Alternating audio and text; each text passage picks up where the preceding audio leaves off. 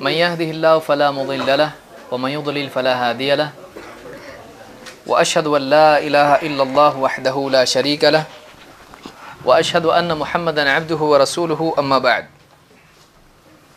فإن خير الحديث كتاب الله وخير الهدي هدي محمد صلى الله عليه وسلم وشر الأمور محدثاتها وكل محدثة بدعة وكل بدعة ضلالة وكل ضلالة في النار. قال سبحانه وتعالى قال رب بما أغويتني لأزينن لهم في الأرض ولأغوينهم أجمعين إلا عبادك منهم المخلصين.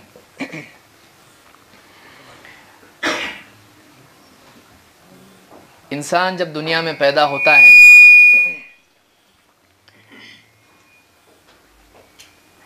تو گناہوں کے اعتبار سے وہ بالکل پاک صاف ہوتا ہے. اللہ کے نبی صلی اللہ علیہ وسلم نے حدیث میں فرمایا کل مولود یولد علی الفطرہ کہ ہر پیدا ہونے والا فطرت پر پیدا ہوتا ہے. کوئی انسان جب پیدا ہوتا ہے تو اس نے کسی کا کوئی نقصان نہیں کیا ہوتا ہے, کسی کا کچھ اس نے بگاڑا نہیں ہوتا ہے,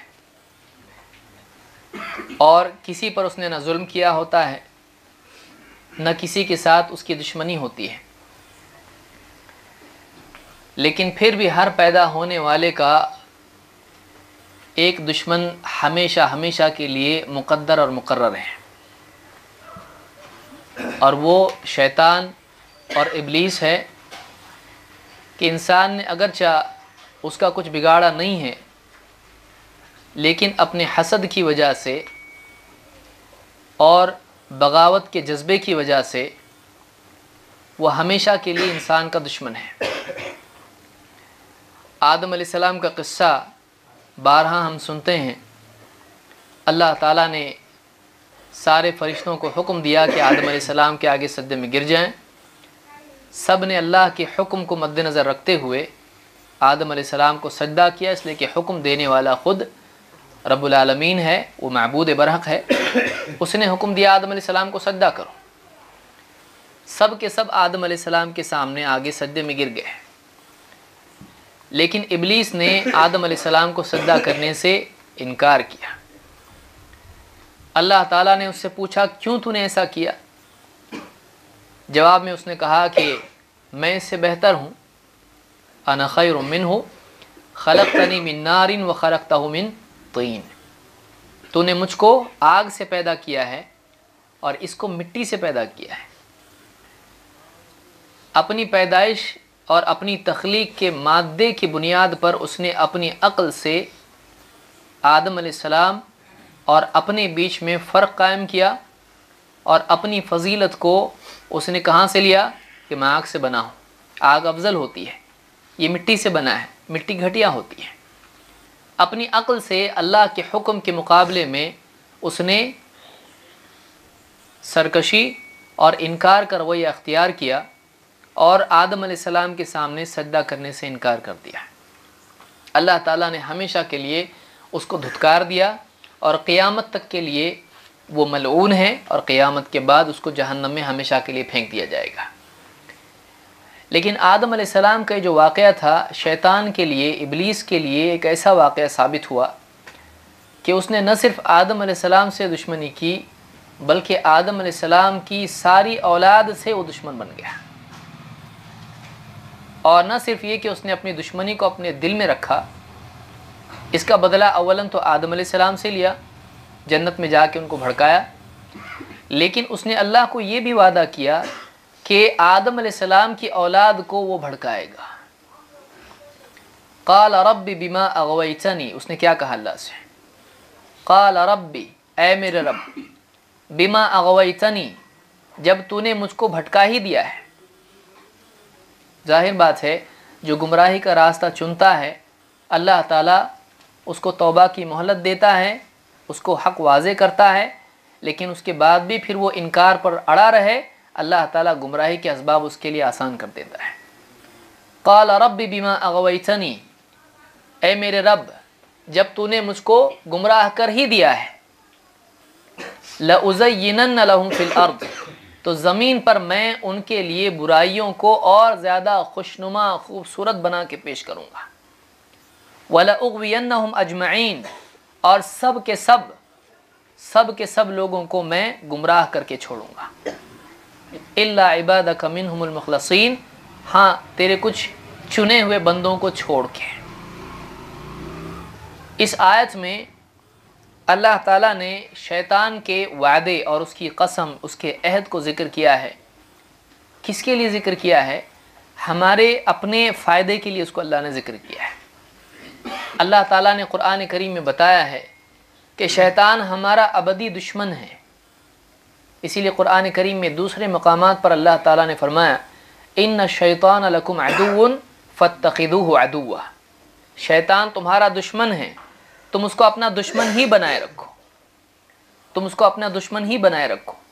ہمارا سب سے بڑا دشمن اگر کوئی ہے تو وہ شیطان ہے، جو ہم کو چاہتا ہے کہ گمراہ کرے اور ہم جہنم میں پہنچ جائیں۔ وہ چاہتا ہے کہ جب وہ خود جہنم میں جانے والا ہے تو ہم بھی اس کے پیچھے جہنم میں چلے جائیں۔ اور دنیا کی ساری گمراہیوں کی جڑ شیطان ہے، شیطان کا بھڑکانا ہے۔ اسی لیے شیطان نے اس میں ایک جملہ کہا جو اللہ تعالیٰ نے قرآن جیسی مقدس کتاب میں شیطان جیسی مخلوق کا جملہ نقل کیا، کچھ وجہ تو ہوگی اس کی۔ آپ بتائیے، شیطان کا نام لینے کو بھی آدمی سوچتا ہے کیوں اس کا نام لیا، شیطان ملعون، شیطان برا، اس کا نام بھی مت لو۔ لیکن اللہ تعالیٰ نے قرآن کریم میں ایک نہیں بلکہ کئی جگہوں پر شیطان کے جملے ذکر کیے۔ وجہ کیا ہے؟ وجہ یہ ہے کہ ایمان والے بندے جب اللہ کا کلام پڑھیں گے تو اس میں اپنے دشمن کو بھی پہچانیں گے اور اس کے راستوں کو بھی جانیں گے۔ علم کی کمی ٹھوکر لگنے کا سب سے بڑا سبب ہوتا ہے۔ جس کو معلوم نہیں ہوتا ہے کہ یہاں پر گڑھا ہے، گڑھے میں گرتا ہے۔ جس کو معلوم ہوتا ہے یہاں پتھر رکھا ہوا ہے، وہ برابر سائڈ سے جاتا ہے۔ علم نہ ہونا انسان کے ٹھوکر لگنے اور گڑھے میں گرنے کا بہت بڑا سبب ہے۔ اللہ تعالیٰ نے ہم کو علم دیا کہ تمہارا دشمن کون ہے، وہ کیا کرے گا تمہارے سلسلے میں، وہ کیسے تم کو بھڑکائے گا، اس کا مقصد کیا ہے، اس کا طریقہ کیا ہے، اور اس کے پیچھے چلنے کا انجام کیا ہے، اس سے بچنے کا راستہ کیا ہے۔ اللہ نے قرآن کریم میں سب ہم کو بتا دیا ہے۔ یہ واقعہ آدم علیہ السلام کا اور ابلیس کا اللہ نے قرآن کریم میں کئی جگہوں پر بیان کیا۔ سورہ البقرہ میں، سورہ الحجر میں، سورہ ابراہیم میں، سورہ الاعراف میں، اور کئی اور جگہوں پر اللہ نے اس کو بیان کیا۔ ایک چیز کو بار بار جب دہرایا جاتا ہے تو وجہ اس کی ہوتی ہے کہ وہ بہت اہم ہوتی ہے۔ لیکن افسوس کی بات یہ ہے کہ انسانوں کی اکثریت اولاً تو اللہ کے کلام سے دور ہے۔ اگر آپ انسانیت کے بجائے مسلمان بھی کہیں تو غلط نہیں ہوگا کہ مسلمانوں کی اکثریت لاپرواہی کی وجہ سے اور اہمیت کے احساس کی کمی کی وجہ سے قرآن سے دور ہے۔ اور جو لوگ پڑھتے بھی ہیں وہ رسمی طور پر قرآن پڑھتے ہیں۔ کئی لوگ تو زندوں کی بجائے مردوں کے لیے پڑھتے ہیں۔ قرآن پڑھنے کا موقع آتا ہے تو اکثر لوگوں کے لیے قرآن خوانی میں آتا ہے، کوئی مر گیا چلو قرآن پڑھنے کا موقع مل گیا۔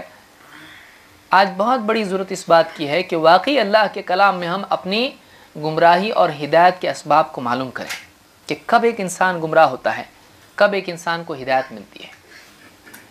اللہ تعالیٰ نے شیطان کا جملہ ذکر کیا، ابلیس کا جملہ ذکر کیا۔ قال رب بما اغویتنی، اے میرے رب جب تو نے مجھ کو بھٹکا ہی دیا ہے جنت کے راستے سے، جب تو نے مجھ کو بھٹکا ہی دیا ہے تو کیا کروں گا میں۔ اس نے اپنا پرومس ذکر کیا، اپنا عہد، اپنا وعدہ اللہ سے کیا۔ لَأُزَيِّنَنَّ لَهُمْ فِي الْأَرْضِ، زمین پر تو ان کو جانا ہی جانا ہے، کیونکہ آدم علیہ السلام کے پیدا کرنے سے پہلے طے ہو چکا تھا کہ وہ زمین پہ جائیں گے۔ انی جاعل فی الارض خلیفہ، پیدا بھی نہیں کیا ابھی۔ انی خالق بشرا من صلصال من حمأ مسنون، اللہ نے پہلے بتایا تھا۔ تو اس کو تو معلوم تھا زمین پر جائے گا اور اولاد ہوگی انسان کی، آدم علیہ السلام کی اولاد ہوگی۔ ابلیس نے کہا لَأُزَيِّنَنَّ لَهُمْ فِي الْأَرْضِ، زمین پر جب میں جاؤں گا اور زمین پر جب ان کو ڈالا جائے گا، ان کی اولاد ہوگی، ان سب کے سامنے میں گمراہیوں کو، برائیوں کو خوبصورت بنا کے پیش کروں گا۔ لَأُزَيِّنَنَّ لَهُمْ فِي الْأَرْضِ، اور اس راستے سے وَلَأُغْوِيَنَّهُمْ أَجْمَعِينَ، اور میں سب کے سب کو بھٹکا کے چھوڑوں گا۔ إِلَّا عِبَادَكَ مِنْهُمُ الْمُخْلَصِينَ، سوائے تیرے ان بندوں کے جن کو تو خود چن لے، تیرے منتخب چنے ہوئے بندوں کو چھوڑ کے میں سب کو بھٹکا دوں گا۔ اس کو اتنا کانفیڈنس تھا، اس کو اتنا اعتماد تھا، یہ اس کو آسانی سے بھٹکا سکتے ہیں، لیکن اس نے بڑی غلطی یہ کیا، اور ہمارے لیے وہ خیر ثابت ہوئی کہ اس نے وہاں پر بتا دیا کہ میں کیسے گمراہ کروں گا۔ لَأُزَيِّنَنَّ لَهُمْ فِي الْأَرْضِ، کہ میں ان کے لیے اُزَيِّنَنَّ لَهُمْ، میں مزین کروں گا، میں زینت دوں گا گندگیوں کو، برائیوں کو، میں گناہوں کو ایسے انداز میں پیش کروں گا کہ وہ گناہ نہیں دکھائی دیں گے، وہ نیکی دکھائی دے گی۔ میں حرام کو ایسا بنا کے پیش کروں گا کہ وہ فائدہ، نفع، بلکہ حلال، بلکہ دین سمجھ میں آئے گا۔ میں برائیوں کو خوبصورت بنا کے پیش کروں گا۔ انسان کی فطرت میں اللہ نے رکھا ہے کہ برائی اس کے سامنے جب آتی ہے تو انکار اس کے اندر ہوتا ہے، اسی لیے برائیوں کو منکر کہا جاتا ہے۔ انسان کی جو طبیعت ہوتی ہے، اس کی فطرت ہوتی ہے، جس کو فطرت سلیمہ کہا جائے گا، اس کے اندر اس کا انکار موجود ہوتا ہے، لیکن شیطان یہ کرتا ہے کہ برائیوں کو خوبصورت بنا کے پیش کرتا ہے۔ یہی وجہ ہے کہ یہ سب سے پہلا وعدہ اس نے پورا کیا کس کے ساتھ میں؟ آدم علیہ السلام کے ساتھ میں۔ اللہ کی طرف سے پیشگی خبر آدم علیہ السلام کو دی جا چکی تھی کہ اس پیڑ کے قریب مت جانا، وَلَا تَقْرَبَا هَذِهِ الشَّجَرَةَ فَتَكُونَ مِنَ الظَّالِمِينَ، اس پیڑ کے قریب مت جانا۔ اللہ نے نہیں کہا اس میں سے مت کھانا، اللہ نے کیا کہا؟ اس کے قریب بھی مت جانا، کیونکہ قریب ہی نہیں جائیں گے تو مسئلہ ہی ختم۔ قریب جائیں گے تو پھر دیکھیں گے، سوچیں گے، کھائیں گے۔ وَلَا تَقْرَبَا هَذِهِ الشَّجَرَةَ، کیا ہوگا اگر جاؤ گے تو؟ فَتَكُونَ مِنَ الظَّالِمِينَ، تو اگر قریب چلے گئے تو تم ظالمین میں سے ہو جاؤ گے، ظالم ہو جاؤ گے اللہ کا حکم توڑ کے، ظالم ہو جاؤ گے اس پیڑ کی وجہ سے، اس میں سے اگر کھاؤ گے جنت سے محرومی ہو جائے گی، اپنے آپ کو مصیبت کی دنیا میں لے جانے والے بنو گے، اپنے آپ پر ظلم کرو گے، راحت سے نکال کے اپنے آپ کو تکلیف میں ڈالنے والے بنو گے۔ فَتَكُونَ مِنَ الظَّالِمِينَ، اللہ نے بتا دیا تھا، لیکن ابلیس آیا آدم علیہ السلام کے پاس اور ان کی بیوی حوا کے پاس، اور دونوں سے کیا کہا؟ یہ جو پیڑ تم کو اللہ نے جس کے قریب جانے سے منع کیا ہے، یہ تو بس اسی وجہ سے ہے کہ کہیں تم فرشتے نہ بن جاؤ، إِلَّا أَن تَكُونَ مَلَكَيْنِ أَوْ تَكُونَ مِنَ الْخَالِدِينَ، یہ اس سے کچھ پرابلم نہیں ہے، کھاؤ گے تو ہوگا کیا؟ تمہارا نیچر الگ ہے، تم یہ کھاؤ گے فرشتے بن جاؤ گے، تم انسان ہو، تم کھاؤ گے تو فرشتے بن جاؤ گے، یا تم ہمیشہ کے جینے والے بن جاؤ گے، اللہ نے تم کو موت والا بنایا ہے، لیکن تم یہ کھاؤ گے تو کیا ہوگا؟ تم ہمیشہ جینے والے بن جاؤ گے۔ تو دو باتیں شیطان نے وہاں پر بتائی، ایک تم فرشتے بن جاؤ گے، دو ہمیشگی کی زندگی ملے گی۔ هل ادلک علی شجرۃ الخلد وملک لا یبلى، سورہ طٰہٰ میں اللہ نے ذکر کیا، کیا ہوگا؟ آ کے کہا میں تم کو بتاؤں، هل ادلک علی شجرۃ الخلد، ہمیشگی کی زندگی والا پیڑ بتاؤں، وملک لا یبلى، ایسی بادشاہی جو کبھی پرانی نہیں ہو، جس میں کبھی کمی نہ آئے، بتاؤں اس کا راز کیا ہے؟ آپ بتائیے، بادشاہی جو ختم نہ ہو، انسان کی طبیعت میں اللہ نے رکھا ہے بادشاہی، کہیں نہ ہو، آدمی گھر میں تو ہوتا ہے، اولاد پہ تو آدمی بادشاہ ہوتا ہے، تو آدمی کے اندر وہ طلب ہے، اسی لیے جنت میں بھی اللہ نے رکھا ہے، وہاں پر اللہ چاہتا تو ایسا بھی رکھتا، جو مانگے گا اپنے آپ مل جائے گا، اللہ نے وہاں خادم رکھے ہیں۔ تو انسان جو آپ یہاں سے کوئی غلام، غریب، فقیر بھی کوئی گیا جس کی کوئی سنتا نہیں تھا، وہاں بھی وہ حکم دے گا اور اس کی خادم ہوں گے جو لا لا کے اس کو دیں گے۔ آٹومیٹک بھی ہو سکتا تھا، اللہ نے ویسا نہیں رکھا، اس کی یہ بھی تو چاہت پوری ہونا چاہیے کہ یہ حکم دے گا اور حکم پورا کیا جائے گا، اس کی ماننے والے نہیں رہے تو اس کو کمی محسوس نہ ہو کہ میری مانتا ہی نہیں کوئی۔ تو اللہ نے یہ انسان کی فطرت میں رکھا ہے۔ شیطان نے آ کے انسان کو کیا بتایا؟ هل ادلک علی شجرۃ الخلد، ہمیشگی کی زندگی کا پیڑ بتاؤں، بادشاہت ایسی بتاؤں جو کبھی ختم نہیں ہوگی۔ تب اس کو خوبصورت بنا کے پیش کیا، لیکن وہ کرنے کے بعد کیا نقصان ہونے والا ہے اس سے ذہن کو اوجھل کر دیا۔ آدم علیہ السلام نے لیا پھل، خود بھی کھایا، بیوی کو بھی کھلایا، کیا ہو گیا اس کے بعد میں؟ اس کے بعد فوراً جسم کا لباس اتر گیا، جو لباس اللہ تعالیٰ نے ان کو جنت میں دیا تھا، وَأَنَّكَ لَا تَجُوعَ فِيهَا وَلَا تَعْرَى، اس میں تم کو نہ بھوک لگے گی اور نہ تم کو عریانیت اس میں ہے، تمہارا لباس تمہارے ساتھ ہے۔ لیکن وہ لباس جو اللہ نے ان کو دیا تھا جنت میں، کھاتے ہی فوراً وہ لباس اتر گیا۔ کہاں کی بادشاہی، کہاں کی زینت، کہاں کی بادشاہت، کہاں کی حکومت اور کہاں کی حیات، اعلیٰ حیات سے نیچے آ گئے دنیا کے اندر۔ یہ ادنا حیات ہے، جنت کی حیات اعلیٰ قسم کی ہے۔ وہاں کھانا حیات کے برقرار رکھنے کے لیے نہیں، لذت کے لیے ہے۔ جنت میں کھائیں گے لوگ کیوں کھائیں گے؟ اس لیے کھائیں گے کہ کھائیں گے نہیں تو پھر زندہ کیسے رہیں گے؟ نہیں، وہاں کا کھائیں کیونکہ وہاں پہ نہ پیشاب ہے، نہ پاخانہ ہے، نہ تھوک ہے، نہ ناک میں ریٹ نکلے گی، کچھ بھی نہیں ہے، پاک صاف ایک دم۔ اور وہاں پر آدمی جو ہے ہر سانس پہ اللہ کا ذکر کرے گا۔ اعلیٰ حیات سے ادنا حیات کی طرف آ گئے۔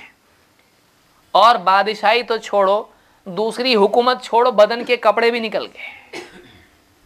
کم سے کم آدمی بدن کے کپڑوں کا تو مالک ہوتا ہے، تو باہر کی بادشاہت تو چھینو، ملنا دور کی بات ہے، جسم کا لباس وہ بھی چھن گیا۔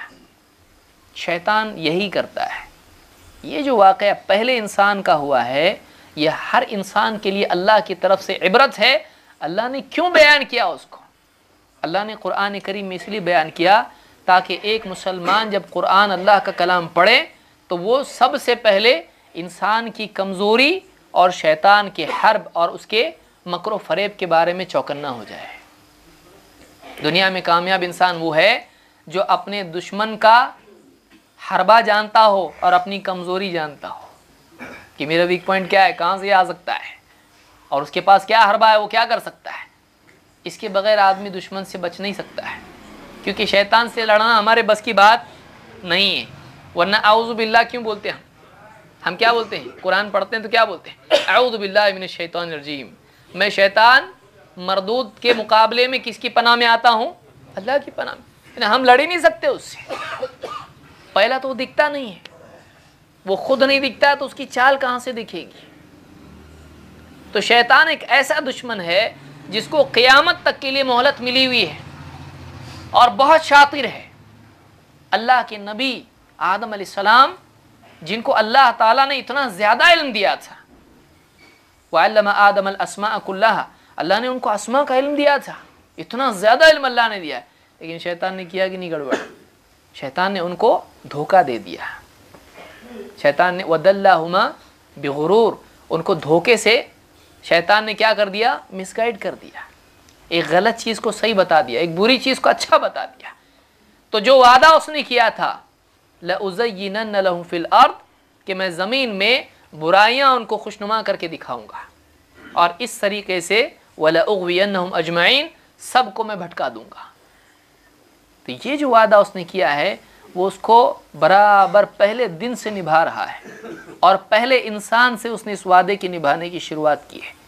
اب بتائیے جب آدم علیہ السلام نہیں بچ سکے، خصوصاً اس وجہ سے بھی کہ آدم علیہ السلام پہلے انسان تھے اور چیٹنگ، دھوکہ وغیرہ کا ایکسپیرینس بالکل تھا نہیں۔ آج تو ہم کو تھوڑا معلوم ہے بھائی دھوکہ بھی ہوتا ہے دنیا میں، لیکن آدم علیہ السلام کا تجربہ تھا اس چیز کا، تو پہلے انسان تھے، ان کو کیا معلوم کوئی چیٹ بھی کرتا ہے، کوئی دھوکہ بھی دیتا ہے، جو سامنے آیا بھروسے والا، تو بھروسہ کر لیا انہوں نے۔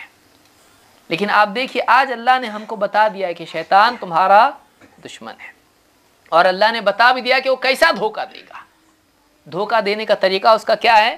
لَأُزَيِّنَنَّ لَهُمْ فِي الْأَرْضِ، زمین میں گناہوں کو خوبصورت بناؤں گا، ایسا بنا کے پیش کروں گا کہ وہ اچھائی دکھائی دے گی۔ اور اللہ نے قرآن کریم میں فرمایا قُلْ هَلْ نُنَبِّئُكُمْ بِالْأَخْسَرِينَ أَعْمَالًا الَّذِينَ ضَلَّ سَعْيُهُمْ فِي الْحَيَاةِ الدُّنْيَا وَهُمْ يَحْسَبُونَ أَنَّهُمْ يُحْسِنُونَ صُنْعًا۔ اے نبی آپ بتلائیے، لوگوں سے کہیے، قل، آپ کہیے، وہ آیتیں جہاں قل آتا ہے سارا قرآن پہنچانے کے لیے ہے کہ نہیں ہے؟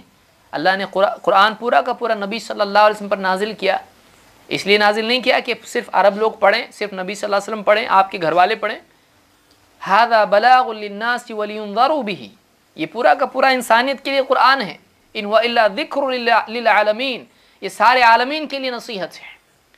لیکن قرآن سارے عالم کے لیے ہونے کے باوجود، پہنچانے کی چیز ہونے کے باوجود، اللہ تعالیٰ نے بعض جگہ پر خاص طور سے قل کا لفظ استعمال کیا ہے۔ کیوں؟ تاکہ خاص طور سے بتاؤ یہ یہ بہت امپورٹنٹ میسج ہے۔ قل، اے نبی آپ کہیے، لوگوں سے بتائیے، لوگوں کو آپ، قل هل ننبئکم بالاخسرین اعمالا، اے نبی آپ کہیے کہ ہم تم کو بتائیں اعمال کے اعتبار سے سب سے زیادہ گھاٹے میں کون ہے، عمل کر کے بھی سب سے زیادہ لاس میں کون ہے، بتائیں ہم تم کو، آؤ ادھر آؤ بتاتے ہیں۔ قل هل ننبئکم بالاخسرین اعمالا، اے نبی آپ کہیے لوگوں سے، کیا ہم تم کو بتائیں کہ اعمال کر کے بھی، عمل کے اعتبار سے، بے عملی کے اعتبار سے نہیں، عمل کے اعتبار سے کون ہے جو سب سے زیادہ گھاٹے میں ہے، تھوڑا گھاٹا، بہت زیادہ گھاٹا، سب سے زیادہ گھاٹا، بالاخسرین اعمال، سب سے زیادہ گھاٹے میں عمل کرنے والوں میں کون ہے؟ اللہ نے خود اس کا جواب دیا۔ اللہ نے کیا فرمایا؟ الذین ضل سعیہم فی الحیات الدنیا، یہ وہ لوگ ہیں جن کی دنیا کی ساری کوششیں دنیا ہی میں برباد ہو گئیں۔ الذین ضل سعیہم فی الحیات الدنیا، جن کی دنیا کی کوششیں رائگاں چلی گئیں۔ وہم یحسبون انہم یحسنون صنعا، اور وہ اسی دھوکے میں پڑے رہے کہ ہم کوئی بہت اچھا کام کر رہے ہیں۔ عمل برباد اور تمنائیں اونچی، بڑا دھوکہ انسان کے لیے کیا ہو سکتا ہے؟ ایک آدمی سمجھ رہا ہو کہ میں کوئی اچھا کام کر رہا ہوں اور مجھ کو بہت اونچا اس سے کچھ ملنے والا ہے، بادشاہت ملنے والی ہے، ہمیشگی کی زندگی ملنے والی ہے، لیکن شیطان دھوکہ کیا دیا؟ کپڑے بدن کے اتروا لیے۔ یہ تو اللہ ہے جس نے ڈھانپ دیا۔ اللہ تعالیٰ نے آدم علیہ السلام کی توبہ قبول کی، فتلقى آدم من ربہ کلمات فتاب علیہ، اللہ نے آدم علیہ السلام کو خود تلقین کی توبہ کے الفاظ، کیونکہ اللہ نہیں سکھائے گا تو کون سکھائے گا؟ اللہ ہی نے ان کو سکھایا اور اللہ ہی نے توبہ قبول کی، یہ اللہ کی رحمت ہے۔ تو اللہ تعالیٰ نے ہم کو پہلے ہی بتا دیا، واقعہ بتا دیا، اور آج بھی شیطان کا یہی حربہ ہر انسان کے ساتھ میں ہے۔ اور آپ بتائیے چور کس کے پیچھے لگتا ہے؟ جس کی جیب میں کچھ بھی نہیں ہو یا جس کو جیب ہی نہ ہو اس کے پیچھے لگے گا۔ چور اس کے پیچھے لگتا ہے جس کے پاس آلریڈی کچھ ہے، اور جس کے پاس زیادہ ہے اس کے پیچھے زیادہ لگے گا، کیونکہ چور اسی سے چھیننا چاہے گا، چوری کرنا چاہے گا جس کی جیب میں کچھ ہے۔ جس کے پاس ایمان ہی نہیں ہے، جس کے پاس دین ہی نہیں ہے، اس کے پاس چور نہیں لگے گا، اس کے پیچھے شیطان نہیں لگتا ہے، وہ تو آلریڈی گمراہ ہے، اس کو اور کیا گمراہ کیا جائے گا، اس کے ساتھ تو کھیلتا ہے وہ۔ لیکن جو انسان دین کے اوپر اسلام لاتا ہے، اللہ کو مانتا ہے، رسول کو مانتا ہے، اولیاء کو مانتا ہے، صحابہ کو مانتا ہے، اب یہ ماننے کے بعد شیطان کیا کرے گا؟ یہ تو سب مان رہا ہے، اب اس کو گمراہ کرو، اس کو گمراہ کرو۔ اور گمراہ کیسا کرتا ہے؟ اکثر اوقات تعظیم کے راستے سے اور اتباع کے راستے سے گمراہ کرتا ہے۔ اسی لیے یہاں پر اللہ نے خود فرمایا کہ الذین ضل سعیہم فی الحیات الدنیا، جن کی کوششیں دنیا میں برباد ہو گئی، رائگاں چلی گئی۔ وہم یحسبون انہم یحسنون صنعا، اور وہ اسی بھرم میں پڑے رہے کہ ہم کوئی بھلائی کر رہے ہیں۔ کتنے افسوس کی بات ہے، ایک انسان بھلائی کر رہا ہے، سمجھ رہا ہے، لیکن وہ بھلائی نہیں کر رہا۔ ایک آدمی غلط دوائی کھا رہا ہے، سوچے چلو کل تک ٹھیک ہو جائیں گے، اور اس نے غلط دوائی کھا لیا ہے، اس نے زہر کھا لیا، اور وہی سمجھ رہا ہے۔ آپ سوچیے، بچہ ہے گھر میں آپ کے، آپ اس کو روزانہ لال رنگ کی، نیلے رنگ کی گولی لا کے دیتے ہو کھانے کے لیے، اب وہ بچہ دے گا گھر میں باپ کی گولی پڑی ہوئی ہے، دادی کی، دادا کی گولی پڑی ہوئی ہے، لال رنگ کی گولی میری جیسی دکھائی دے رہی ہے، اب وہ کھا رہا ہے اس کو یہ سمجھ کے کہ کیا ہے، میری مٹھائی ہے، لیکن وہ مٹھائی نہیں ہے، وہ اس کے لیے کیا ثابت ہو رہی ہے؟ زہر ثابت ہوگی اس کے لیے۔ تو یہ کتنے افسوس کی بات ہے کہ وہی بچہ جو غلطی کر رہا ہے، آج ایک پڑھا لکھا سمجھدار انسان غلطی کرے، اس سے بڑی ہلاکت انسان کے لیے کیا ہو سکتی ہے؟ شیطان اسی ہلاکت میں ہم کو مبتلا کرتا ہے۔ ہم یہ سمجھ رہے ہوتے ہیں کہ ہم اچھا کام کر رہے ہیں، شیطان دھوکہ دیتا ہے اور ہم کو گمراہی میں مبتلا کرتا ہے۔ اس امت کا اور اس امت کے بہت سارے افراد کا یہی المیہ ہے کہ وہ دین کے نام پر بے دینی میں مبتلا ہے۔ آپ بتائیے، بے دینی کو شیطان بولے گا بے دین ہو جا، کوئی مسلمان، ہم تو یہ امید نہیں رکھتے ہیں کسی مسلمان سے کہ کوئی مسلمان بے دینی کو دین سمجھ لے، یعنی یہ سمجھے اس کے سامنے بے دینی پیش کرے اور بولے یہ بے دینی ہے، اب بے دینی کو میں دین بناتا ہوں، ایسا کوئی مسلمان ہوگا؟ نہیں۔ کسی مسلمان کے سامنے کہا جائے یہ کفر ہے، اس کو تو ایمان سمجھ، کوئی مسلمان ایسا نہیں کرے گا۔ مسلمان کفر کو قبول نہیں کرتا ہے، مسلمان گمراہی کو قبول نہیں کرتا ہے. اب اس کو گمراہی قبول کرنے پر ڈالنا ہے، کیا کرنا پڑے گا؟ شیطان کیا کرے گا؟ شیطان ہی کرے گا کہ گمراہی کو ہدایت بنا کے پیش کرے گا، کفر کو، شرک کو ایمان بنا کے پیش کرے گا، بدعات کو سنت بنا کے پیش کرے گا، ہر قسم کی خرافات کو وہ کیا کرے گا؟ دین بنا کے پیش کرے گا. تو ہم کو تھوڑا سوچنا ہے کہ جس چیز کو ہم دین سمجھے ہوئے ہیں، جس چیز کو ہم صحیح سمجھ رہے ہیں، واقعی وہ صحیح ہے کہ نہیں ہے. کہیں ایسا تو نہیں کہ کسی چیز کو ہم یہ سمجھ رہے ہوں کہ یہ دین ہے، یہ ہدایت ہے، یہ خیر ہے، یہ نجات ہے، یہ صراط مستقیم ہے. کہیں ایسا تو نہیں کہ یہ گمراہی ہے. ہر انسان کو یہ سوچنا چاہیے. پھر یہ دیکھنا پڑے گا کہ واقعی ہدایت کیا ہے. دیکھیے ہدایت کون پاتا ہے؟ جو ہدایت کی طلب رکھتا ہے اور ہدایت کے لیے وہ راستہ اختیار کرتا ہے جو واقعی ہدایت کا ہے. جو آدمی ہدایت کے راستے کو اختیار کرے اس کو ہدایت ملتی ہے. اللہ تعالیٰ نے قرآن کریم میں بھی خود فرمایا ہے، کئی جگہوں پر اللہ نے اس کو ذکر کیا ہے. بہرحال تو یہ یعنی بنیادی بات آپ یاد رکھیں کہ انسان کے لیے سب سے بڑی مصیبت یہ ہے، اور ایک مسلمان کے لیے سب سے بڑی مصیبت یہ ہے کہ وہ بے دینی کو دین سمجھ رہا ہو اور سال 70 سال اس پر زندگی گزارے اور یہ سمجھے کہ یہی دین ہے. اس سے بڑا ناکام انسان کیا ہو سکتا ہے؟ کیوں؟ اگر اس کو معلوم ہوتا کہ یہ دین نہیں ہے توبہ تو کرتا، لیکن چونکہ اس نے اس کو بے دینی کو دین سمجھا، توبہ بھی نہیں کیا، اور جو واقعی دین پر تھے ان کا دشمن بن گیا. واقعی دین پر جو لوگ تھے ان کا دشمن بن گیا. بچہ جو چھوٹا ہوتا ہے ڈاکٹر انجیکشن لے کے آتا ہے، اب ڈاکٹر اس کو پسند نہیں آتا ہے. کیوں؟ اس لیے کہ ڈاکٹر سوئی چبھوتا ہے. اس کو یہ معلوم نہیں ہے کہ اسی سوئی میں کیا ہے، میرے لیے فائدہ ہے. اس کو وہ تکلیف یاد رہتی ہے لیکن اس کو علاج سمجھ میں نہیں آتا ہے کیونکہ علم اس کے پاس نہیں ہے. لیکن کوئی بچے اٹھا کے لے جانے والا چاکلیٹ دکھائے، اس کو چاکلیٹ دکھائی دیتا ہے، لیکن یہ لے جا کے کیا کرنے والا ہے، ہاتھ پاؤں کاٹ کے بھیک مانگنے لگانے والا ہے، اس کو وہ معلوم نہیں ہے. سمجھ میں آ رہا ہے؟ تو اس بچے کی طرح ہم نہیں بنے کہ ہم سامنے کی چیز کو دیکھیں، پیچھے کا نہیں دیکھیں. واقعی ہم کو دیکھنا چاہیے. بہت سارے لوگ حق بات جب سامنے رکھتے ہیں لوگ دشمن بن جاتے ہیں ان کے. بھائی ایسا ہے، وہ واقعی دیکھتے نہیں کہ اس میں فائدہ، یہ خیر صحیح حق ہے کہ نہیں ہے، بس اس کی تھوڑی سی تکلیف کی وجہ سے، کڑواہٹ کی وجہ سے دشمن بن جاتے ہیں. یہ اولیاء کے دشمن ہیں، یہ اللہ کے دشمن ہیں، یہ نبی کے گستاخ ہیں. واقعی دیکھتے نہیں ہیں کہ جس نبی کے گستاخ ہونے کا ان پر الزام لگایا جا رہا ہے اور جس نبی کی محبت کا ہم دعویٰ کر رہے ہیں، واقعی اس نبی صلی اللہ علیہ وسلم نے کیا بتایا اور کیا چیز سے منع کیا ہے. تو علم اور صحیح سمجھ کا نہ ہونا انسان کو زندگی میں غلط فیصلے کرنے پر مجبور کر دیتا ہے. سمجھ میں بات؟ آدمی زندگی میں غلط فیصلے کب کرتا ہے؟ جب اس کے پاس صحیح علم نہیں ہو. صحیح علم اگر نہیں ہے آدمی کے پاس، آدمی غلط فیصلے کرتا ہے. دشمن کو دوست سمجھتا ہے، دوست کو دشمن سمجھتا ہے. فائدے کو نقصان سمجھتا ہے، نقصان کو فائدہ سمجھتا ہے.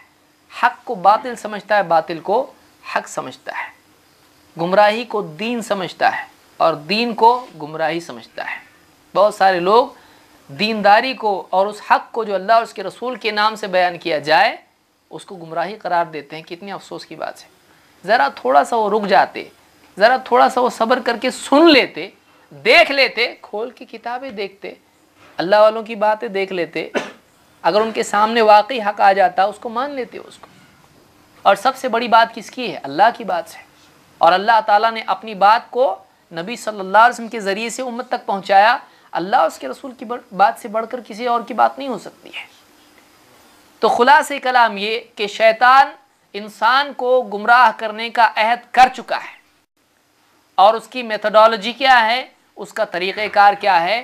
گمراہی کو ہدایت بنا کر پیش کرے گا، شرک کو ایمان بنا کے پیش کرے گا، اور بدعات کو، خرافات کو دین بنا کے پیش کرے گا، رسم و رواج کو دین بنا کے پیش کرے گا، اور اصول ناپنے کا پیمانہ ہی چھپا دے گا. ایک آدمی مثال کے طور پر آپ سمجھیں اس بات کو. ایک آدمی ہے جو غلط وزن جو ناپ تول میں ڈنڈی مارتا ہے اور آپ کو غلط مال سپلائی کرتا ہے، سیمنٹ کے پوتے ہو یا پھر کچھ بھی ہو، اب اس میں سے کم کم کر کے آپ کو دیتا ہے۔ اب آپ چیک کرتے ہو، جب بھی چیک کرتے ہو غلط نکلتا ہے۔ یا آپ کی دکان میں ہی کوئی ایسا آدمی ہے جو کیا کرتا ہے، چوری اس میں سے کرتا ہے اور واپس سے بوریا ٹھیک ٹھاک سی کے رکھ دیتا ہے، اور آپ چیک کرے تو غلط نکل رہا ہے۔ اس آدمی کے لیے سب سے اچھا طریقہ کیا ہوگا؟ آپ کی فٹ پٹی، آپ کا ترازو ہی چھپا دے۔ شیطان نے بھی یہی کیا۔ شیطان نے کیا کیا؟ امت میں گمراہ تو کرنا ہے۔ آپ سوچیں، جو بات میں بول رہا ہوں اس کو اچھے سے سوچئے۔ امت کو گمراہ تو کرنا ہے، اب کیا کرنا ہے؟ غلط بات کو صحیح بنا کے پیش کرنا ہے، صحیح بات کو غلط بات بنا کے پیش کرنا ہے۔ ان کو بتانا ہے یہ غلط ہے، یہ صحیح ہے۔ اب امت، اللہ نے انتظام ان کے لیے کیا ہے۔ کیا انتظام کیا ہے؟ اپنے رسول پر وہ علم نازل کیا ہے جس سے وہ لوگ صحیح غلط کو چیک کریں۔ ترازو اللہ نے دے دیا ہے قرآن و سنت سے۔ اللہ تعالیٰ نے ترازو دے دیا ہے۔ شہر رمضان الذی انزل فیہ القرآن ھدی للناس وبینات من الھدی والفرقان۔ رمضان وہ مہینہ ہے جس میں اللہ تعالیٰ نے قرآن نازل کیا، انزل فیہ القرآن، جو کیا ہے؟ ھدی للناس، لوگوں کے لیے ہدایت ہے۔ وبینات من الھدی، ہدایت کی دلیلیں اس میں ہیں۔ والفرقان، اس میں فرقان کی دلیلیں، حق اور باطل کو الگ الگ کرنے کی اس میں دلیلیں اللہ نے رکھی قرآن میں۔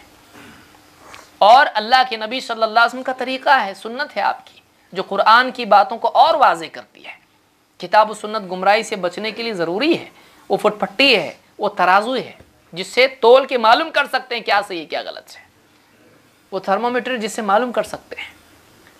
لیکن شیطان نے کیا کر دیا؟ اب جب میں ان کو گمراہ کروں گا تو گمراہی کے بعد یہ کیا کریں گے؟ چیک کر سکتے ہیں صحیح کیا غلط کیا ہے۔ ایک کام کرو، یہ بھی چھپا کے رکھ دو، یہ بھی چھپا دو۔ اب اس کو مٹا تو نہیں سکتے ہیں، کیوں؟ کیونکہ اللہ نے وعدہ کر دیا ہے، اِنَّا نَحْنُ نَزَّلْنَا الذِّكْرَ وَإِنَّا لَهُ لَحَافِظُونَ۔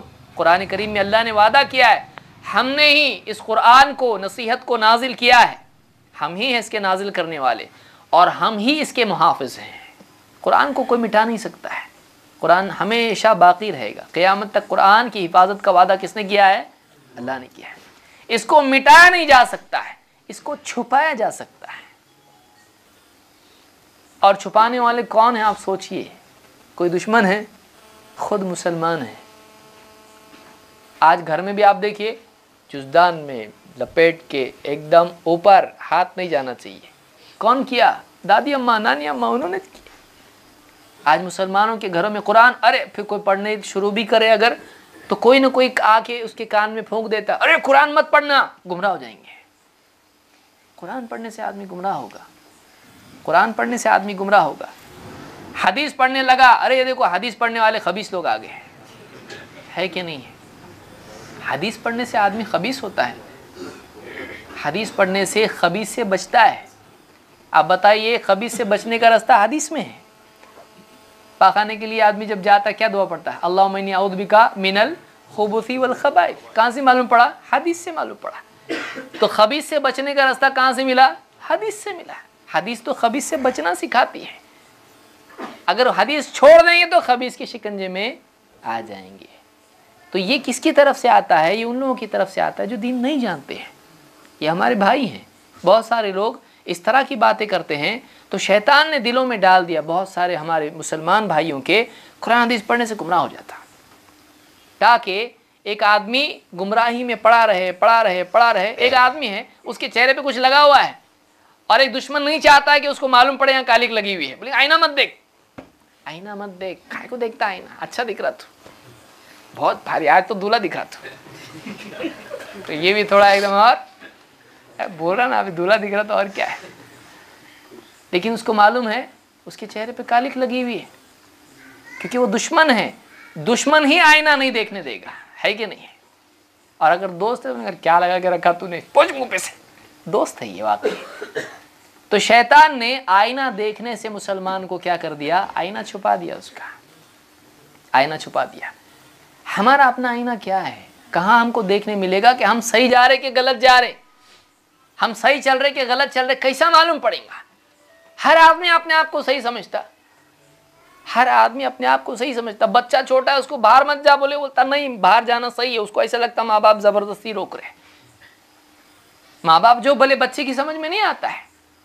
جوان بچہ ہے اس کی بھی سمجھ میں نہیں آتا. شادی شدہ ہے اس کی سمجھ میں بوڑھے ماں باپ کا نہیں آتا ہے. جنون سوار ہوتا ہے ہر آدمی کے اوپر، اس کو سمجھ میں نہیں آتا ہے. اس کے لیے کچھ تو ایسا ہونا چاہیے جس پہ اس کو یقین ہو کہ یہ حق ہے، اس میں جب آ گیا ایسا ہے تو صحیح رہتا. وہ کیا ہے؟ وہ ہمارا دل ہے. ہمارا دل نہیں، ہمارا دل کا حال بدلتا رہتا ہے. 10 سال پہلے دل کچھ تھا، آج کچھ ہے. کل کچھ اچھا لگتا تھا، آج کچھ اچھا لگتا ہے. وہ کیا پیمانہ ہے جس کی بنیاد پر ہم کو معلوم پڑے گا صحیح کیا ہے غلط کیا ہے؟ اللہ کے نبی صلی اللہ علیہ وسلم نے اپنے دور میں بتا دیا، اور اللہ نے قرآن کریم میں بتلا دیا کہ وہ قرآن ہے اور اللہ کے نبی صلی اللہ علیہ وسلم کی سنت ہے. آپ صلی اللہ علیہ وسلم نے فرمایا ترکت فیکم شیئین لن تضلوا بعدہما، میں اپنے بعد 2 چیزیں چھوڑ کے جا رہا ہوں، ان 2 کے بعد تم کبھی گمراہ نہیں ہوں گے. کتاب اللہ و سنتی، کتاب اللہ و سنتی، اللہ کی کتاب اور میری سنت. وَلَن يَتَفَرَّقَا حَتَّى يَرِدَ عَلَيَّ الْحَوْض، اور یہ دونوں جدا نہیں ہوں گے یہاں تک کہ حوض پر مجھ سے آ ملے. یعنی کوئی دور ایسا نہیں ہوگا چھوڑ دو حدیث کو، چلو قرآن پہ چلیں گے. اللہ بڑا کیا رسول بڑے؟ بولے اللہ بڑا، تو چھوڑو رسول کو، چلیں گے قرآن پہ، اللہ کی بات پہ. گمراہی. 2 چیزوں کو تھامے رہنا پڑے گا گمراہی سے بچنے کے لیے. وہ کیا ہے؟ اللہ کی کتاب اور اللہ کے رسول صلی اللہ علیہ وسلم کی سنت. تو یہ 2 چیزیں تھیں. شیطان نے کیا کیا؟ گمراہ ادھر سے کر دو، غلط کو صحیح بتاؤ، اور صحیح غلط کا فرق جس چیز سے کر سکتے ہیں اس کو چھپا دو، اور ایسا ان کے دل میں ڈال دو کہ یہ خود ہی چھپانے والے بنے ہیں. یہ خود ہی چھپانے کتنی، آپ سوچو کوئی دشمن سازش کرتا مسلمانوں کے خلاف، ان کو ان کی کتاب پڑھنے نہیں دینے کا، تو کوئی عجیب بات اس میں نہیں تھی. آج مسلمان بول رہا ہے کہ اللہ کی کتاب نہیں پڑھنے کا سمجھ کے، اللہ کے نبی صلی اللہ علیہ وسلم کی حدیث نہیں پڑھنے کا. آپ بتائیے پھر کس کی کتاب پڑھنے کا؟ کس کی کتاب پڑھنے کا؟ ہمارے اللہ کی کتاب نہیں پڑھنے کا، ہمارے نبی کی باتیں نہیں پڑھنے کا، پھر کس کی بات پڑھنے کا؟ کلمہ کس کا پڑھنے کا؟ کبھی سوچا مسلمان اس کو؟ آج کہاں جا رہا مسلمان؟ کیا بول رہا اپنے منہ سے؟ آپ بتائیے کہ جو لوگ نبی صلی اللہ علیہ وسلم سے روکتے تھے وہ کس کلام سے روکتے تھے؟ اس زمانے میں جو لوگ روکتے تھے وہ کس سے روکتے تھے؟ لا تسمعوا لهذا القرآن والغوا فيه وقال الذين كفروا لا تسمعوا لهذا القرآن والغوا فيه لعلكم تغلبون. قرآن میں اللہ نے ذکر کیا جو مشرکین ہیں وہ کہتے ہیں اس قرآن کو مت سنو. اللہ نے فرمایا جو انکار کرنے والے وہ کہتے ہیں لا تسمعوا لهذا القرآن والغوا فيه، اس قرآن کو مت سنو، اس میں عیب نکالو. قرآن پڑھا جائے تو شور مچاؤ، سنو مت اس کو. لعلکم تغلبون، تاکہ تم غالب آ جاؤ، تاکہ تم غالب آ جاؤ اس پر. تو قرآن سے کون روکتا تھا؟ اللہ کے نبی صلی اللہ علیہ وسلم کے پاس جانے سے کون روکتا تھا؟ تو اللہ اور اس کے رسول کی بات سے روکنا یہ حق والا طریقہ نہیں ہے. اللہ اور اس کے رسول کی بات کی ترغیب دینا یہ حق والوں کا طریقہ ہے. اسی لیے آپ دیکھیں شیخ عبد القادر جیلانی رحمۃ اللہ علیہ کا قول مشہور قول ہے، فرماتے ہیں لا معین الا اللہ ولا دلیل الا رسول اللہ. اتنی بڑی بات ہے، ایک جملے میں پوری بات ختم کر دی انہوں نے، کچھ موقع ہی نہیں بولنے کا اور آگے. کوئی مددگار نہیں سوائے اللہ کے، اور کوئی رستہ بتانے والا نہیں سوائے اللہ کے رسول صلی اللہ علیہ وسلم کے. کون بول رہا ہے؟ یہ اتنے بڑے صالحین میں سے اتنے اونچے درجے کے اللہ کے یعنی نیک بندے جن کو ولی کہا جا سکتا ہے کہ سارے علماء ان پر متفق ہیں، کہہ رہے ہیں کہ کوئی مددگار نہیں سوائے اللہ کے. اب آج افسوس کی بات یہ ہے کہ آپ دیکھیں عیسیٰ علیہ السلام نے اللہ کی توحید کی دعوت دی، لیکن لوگوں نے انہی کو اللہ کے ساتھ شریک بنایا، اللہ کا بیٹا بنایا. کتنی افسوس کی چیز ہے. اور آج مسلمانوں میں شیخ عبد القادر جیلانی رحمۃ اللہ خود فرما رہے ہیں اللہ کے سوا کوئی مدد کرنے والا نہیں. لیکن آج کتنے ہمارے مسلمان بھائی ہیں یا غوث المدد کہہ رہے ہیں، لیکن معین کس کو بتا رہے ہیں؟ شیخ عبد القادر جیلانی رحمۃ اللہ علیہ کہہ رہے ہیں کہ اللہ کے سوا کوئی مدد کرنے والا نہیں، لیکن یا غوث المدد ہمارا مسلمان بھائی کہہ رہا ہے. کیوں ایسا؟ اس لیے کہ واقعی اس نے شیخ عبد القادر جیلانی رحمۃ اللہ علیہ کی بھی باتیں نہیں پڑھی، علم کی کمی یہ گمراہی کا بہت بڑا سبب ہے، علم کی کمی۔ صحیح علم اگر آدمی کے پاس ہوگا وہ آدمی گڑھے میں نہیں جائے۔ میں نے شروع میں کہا نا کہ ٹھوکر لگنے اور گڑھے میں گرنے کا سبب کیا ہوتا ہے؟ علم نہیں ہوتا ہے آدمی کو۔ صحیح علم کا ہونا ضروری ہے، اور شیطان یہی چاہتا ہے کہ انسان صحیح علم سے دور ہو۔ اور صحیح علم کیا ہے؟ واقعی اگر کوئی صحیح علم ہے تو اللہ کی کتاب اور رسول صلی اللہ علیہ وسلم کی سنت، اس سے بڑھ کے کوئی علم نہیں ہے۔ سب سے بہترین اور واقعی حق یا حقیقی علم وہی ہے جو اللہ کی طرف سے آئے۔ الحق من ربک، اللہ نے خود فرمایا حق وہ ہے جو تیرے رب کی طرف سے آیا ہے، حق وہ ہے، سچائی وہ ہے جو تیرے رب کی طرف سے آئی ہے۔ تو اللہ نے جو علم نازل کیا ہے، اس علم کے تابع اگر مسلمان ہو جائے اور اپنی زندگی کو چیک کرے، بھرم میں نہ رہے۔ دھوکا آدمی نقصان میں تب جاتا ہے جب وہ بھرم میں رہے، ارے کچھ نہیں ہوتا، میں صحیح جا رہا ہے۔ آدمی گاڑی پہ جا رہا ہے، اگر اس کا کام ہے وہ چیک کرے یہ رستہ ہے کہ نہیں ہے۔ جو آدمی چھوڑ دیتا ہے چیک کرنا، وہ اتنے دور غلط راستے پہ نکل جاتا ہے کہ پھر واپس آنے کے لیے بھی راستہ نہیں ملتا۔ تو جو آدمی احتیاط والا ہوتا ہے وہ بار بار چیک کرتا ہے کہ واقعی میں صحیح راستے پہ ہوں کہ نہیں ہوں۔ اس لیے ہمارے لیے ضروری ہے کہ ہم چیک کریں کہ ہم واقعی صراط مستقیم پر ہیں یا نہیں، اور یہ ہر مسلمان کے لیے ضروری ہے۔ کیوں؟ اس لیے کہ شیطان بھٹکانے والا ہے، اور اگر یہ اتنا اہم نہیں ہوتا تو اللہ تعالیٰ ہر رکعت میں ہم کو یہ دعا کرنے کے لیے نہیں کہتا۔ اللہ تعالیٰ نے کیا دعا سکھائی ہر رکعت میں؟ اہدنا الصراط المستقیم، اے اللہ ہم کو صراط مستقیم کی ہدایت دے، اے اللہ ہم کو صراط مستقیم کی ہدایت دے۔ صراط الذین انعمت علیہم، ان لوگوں کا راستہ جن پر تو نے انعام کیا، غیر المغضوب علیہم، ان کا نہیں جن پر تیرا غصہ ہوا، ولا الضالین، اور ان کا بھی راستہ نہیں جو راستے سے بھٹک گئے۔ گمراہی دو قسم کی ہوتی ہے، ایک علمی گمراہی، دوسری عملی گمراہی۔ ایک علم کے بگاڑ سے گمراہی آتی ہے اور دوسرے عمل کے بگاڑ سے گمراہی آتی ہے۔ ایک معلوم نہیں ہونے کی وجہ سے، ادھورے علم پر زندگی گزارنے کی وجہ سے آدمی گمراہ ہوتا ہے، اور دوسرے کے علم کے باوجود عمل نہیں کرنے پر خواہشات کی اتباع کرنے سے آدمی گمراہ ہوتا ہے۔ دو ہی طریقے ہیں گمراہ ہونے کے، کیا ہے؟ ایک یہ کہ معلوم نہیں اور کچھ بھی کر رہا، گمراہ ہوگا۔ نماز آتی نہیں، پڑھ رہا، غلط نماز ہے، کوئی بھی ڈانٹے گا اس کو، نماز پہلے سیکھ پھر اس کے بعد نماز پڑھا۔ اور دوسرا یہ ہے کہ جانتا ہے نماز فرض ہے لیکن پڑھتا نہیں ہے۔ یہ کیا ہوا؟ جاننے کے باوجود عمل نہیں کرنا۔ تو ایک گمراہی ہوتی ہے غلط علم کی وجہ سے یا علم کی کمی کی وجہ سے، اور دوسری گمراہی ہوتی ہے علم ہونے کے باوجود خواہشات کی اتباع کرنا اور عمل نہیں کرنا، اس وجہ سے۔ اللہ نے دونوں راستوں سے پناہ مانگنے کے لیے ہم کو کہا۔ اللہ نے کہا غیر المغضوب علیہم، اے اللہ ان کے راستے سے بھی بچا جن پر تیرا غصہ ہوا، یہود، کہ ان کے پاس علم تھا لیکن خواہشات کی اتباع کرتے تھے، ولا الضالین، اور گمراہوں کے راستے سے بچا نصارا، عیسائی، جنہوں نے اپنے دل سے عقیدے بنائے، اپنے دل سے دین کے اندر مجاہدے اختیار کیے۔ تو اپنے دل سے دین بنا لینا نصارہ کا طریقہ ہے، اور اللہ کے دین کو جاننے کے باوجود عمل نہیں کرنا یہود کا طریقہ ہے۔ ان دونوں طریقوں سے بچنا ضروری ہے۔ اسی لیے آپ دیکھیں گے کہ نصارہ کے اندر گمراہی کیا آئی؟ انہوں نے اپنے دل سے رہبانیت ایجاد کی، انہوں نے اپنے دل سے عیسیٰ علیہ السلام کو اللہ کا بیٹا بنا لیا، اپنے دل سے عقیدہ بنا لیا کہ عیسیٰ علیہ السلام اللہ کے ساتھ شریک ہیں۔ انہوں نے اپنے دل سے کچھ بھی عقیدے بنا لیے، اپنی عقل میں جو آیا عقیدہ بنا لیا، اپنی عقل میں جو آیا عبادت کا طریقہ بنا لیا۔ یہ گمراہی ہے۔ تو ہمارے لیے ضروری ہے کہ ہم چیک کریں کہیں ہم بھی تو ان کے راستے پہ نہیں چل رہے ہیں، کہیں ایسا تو نہیں کہ ہم جس کو دین سمجھ رہے ہیں واقعی وہ دین نہ ہو۔ اس کے لیے ہدایت کا راستہ کیا ہے کہ ایک آدمی واقعی اس دین کی طرف آئے جو اللہ کے نبی صلی اللہ علیہ وسلم کا دین ہے۔ اللہ کے نبی صلی اللہ علیہ وسلم کا دین کیا ہے اور ہم کو کیا کرنا ہے، اور گمراہی کہاں سے آئے گی؟ دو چیزیں ہیں جہاں سے عام طور سے گمراہی آتی ہے۔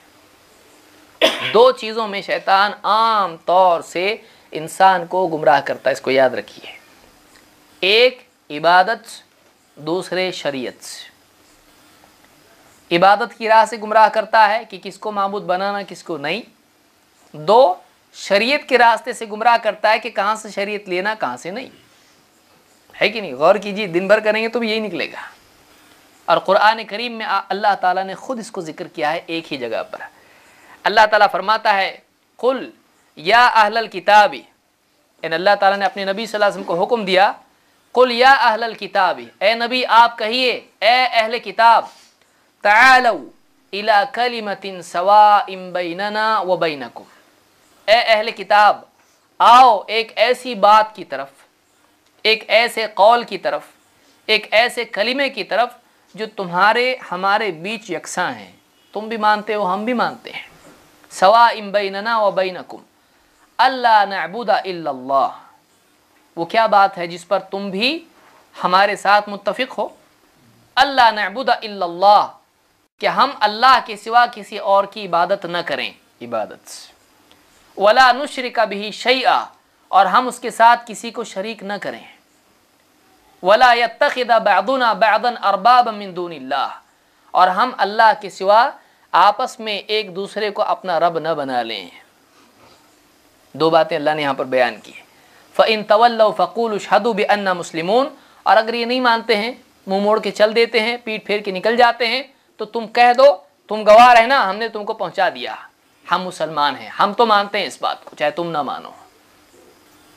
اس آیت میں اللہ نے کتنی باتیں بیان کی ہیں۔ نمبر ایک، اللہ نعبد الا اللہ، اہل کتاب ان کو دعوت دی جا رہی ہے کہ تم ایک ایسے کلمے کی طرف آؤ جس کو تم اور ہم مانتے ہیں، اللہ نعبد الا اللہ ولا نشرک بہ شیئا، کہ ہم اللہ کے سوا کسی اور کی عبادت نہ کریں، اللہ کے سوا کسی اور کی عبادت نہ کریں، اور اللہ کے ساتھ کسی کو شریک نہ کریں، نہ عبادت میں، نہ اوصاف میں، نہ ربوبیت میں، نہ الوہیت میں، نہ اللہ کے اسماء و صفات میں، ولا نشرک بہ شیئا۔ تو ایک تو یہ عبادت کا معاملہ ہوا، دوسرا شریعت کا معاملہ ہے، ولا نتخذ ولا يتخذ بعضنا بعضا اربابا من دون اللہ، اور ہم میں سے کوئی کسی دوسرے کو اللہ کے سوا اپنا رب نہ بنا لے، یہ شریعت کے سلسلے میں ہے۔ اگر اس کو آپ غور کریں تو یہ دو چیزیں ہیں جو عام طور سے گمراہی کے اسباب میں سے ہیں، ایک اللہ کے سوا کسی اور کی عبادت کرنا، دو اللہ کی شریعت کے سوا کسی اور چیز کو ماخذ علم اور ماخذ استدلال بنا لینا، اللہ کی شریعت کو چھوڑ کے رسم و رواج، فلاں ابن فلاں یا باپ دادا یا کسی اور چیز کو اپنے لیے دین لینے کا راستہ بنانا، دین کا برتن بنانا کہ یہاں سے ہم دین لیتے ہیں۔ تو دو چیزیں ہیں، اللہ کی عبادت اور اللہ کی شریعت۔ گمراہی عام طور سے آئے گی ان دو چیزوں میں آئے گی، اور جب اللہ کی شریعت میں گڑبڑ ہو جائے گی تو عبادت میں اپنے آپ ہو جائے گی، ہے کہ نہیں؟ جب دین لینے کا ذریعہ ہی غلط ہو جائے تو پھر عبادت بھی غلط ہو جائے گی۔ کیوں؟ اس لیے کہ اگر اللہ کے سوا دوسروں کی عبادت کرنے کے لیے وہ علم کہے گا تو وہ اس کی بھی عبادت کرنا شروع کر دے گا۔ آئیے دیکھتے ہیں کہ قرآن و سنت میں اس سلسلے میں کیا بتایا گیا اور یہ کیوں بگاڑ آتا ہے، عبادت میں بگاڑ کے اسباب کیا ہیں اور شریعت میں بگاڑ کے اسباب کیا ہیں۔ یعنی آدمی کی ان دو باتوں میں، عبادت کس کی کرے اور شریعت کہاں سے لے، ان دو چیزوں میں گمراہی کیسے آتی ہے، اس کے کیا اسباب ہیں۔ سبب نمبر ایک، چونکہ ہمارے پاس وقت بہت کم ہے، میں سمجھتا ہوں میں اختصار سے کچھ باتیں کہوں گا، ساری باتیں کھول کھول کے بتائیں گے بہت ٹائم جائے گا۔ نمبر ایک، شرک جو توحید کے بالمقابل ہے، کیونکہ پہلا جملہ کیا ہے، اسی آیت کو ہم بنیاد بنا کے چلتے ہیں کہ اللہ نعبد الا اللہ، کہ ہم اللہ کے سوا کسی کی عبادت نہ کریں، اور ولا نشرک بہ شیئا، کہ ہم اللہ کے ساتھ کسی چیز کو بھی شریک نہ کریں۔ تو یہ پہلا حکم ہے جو اللہ کی طرف سے یہاں پر اہم ترین حکم ہے، اللہ کے سوا کسی کی عبادت نہیں، اللہ کے ساتھ کسی چیز میں کسی کو شریک نہیں۔ اس میں گمراہی کہاں سے آتی ہے، کیوں آتی ہے؟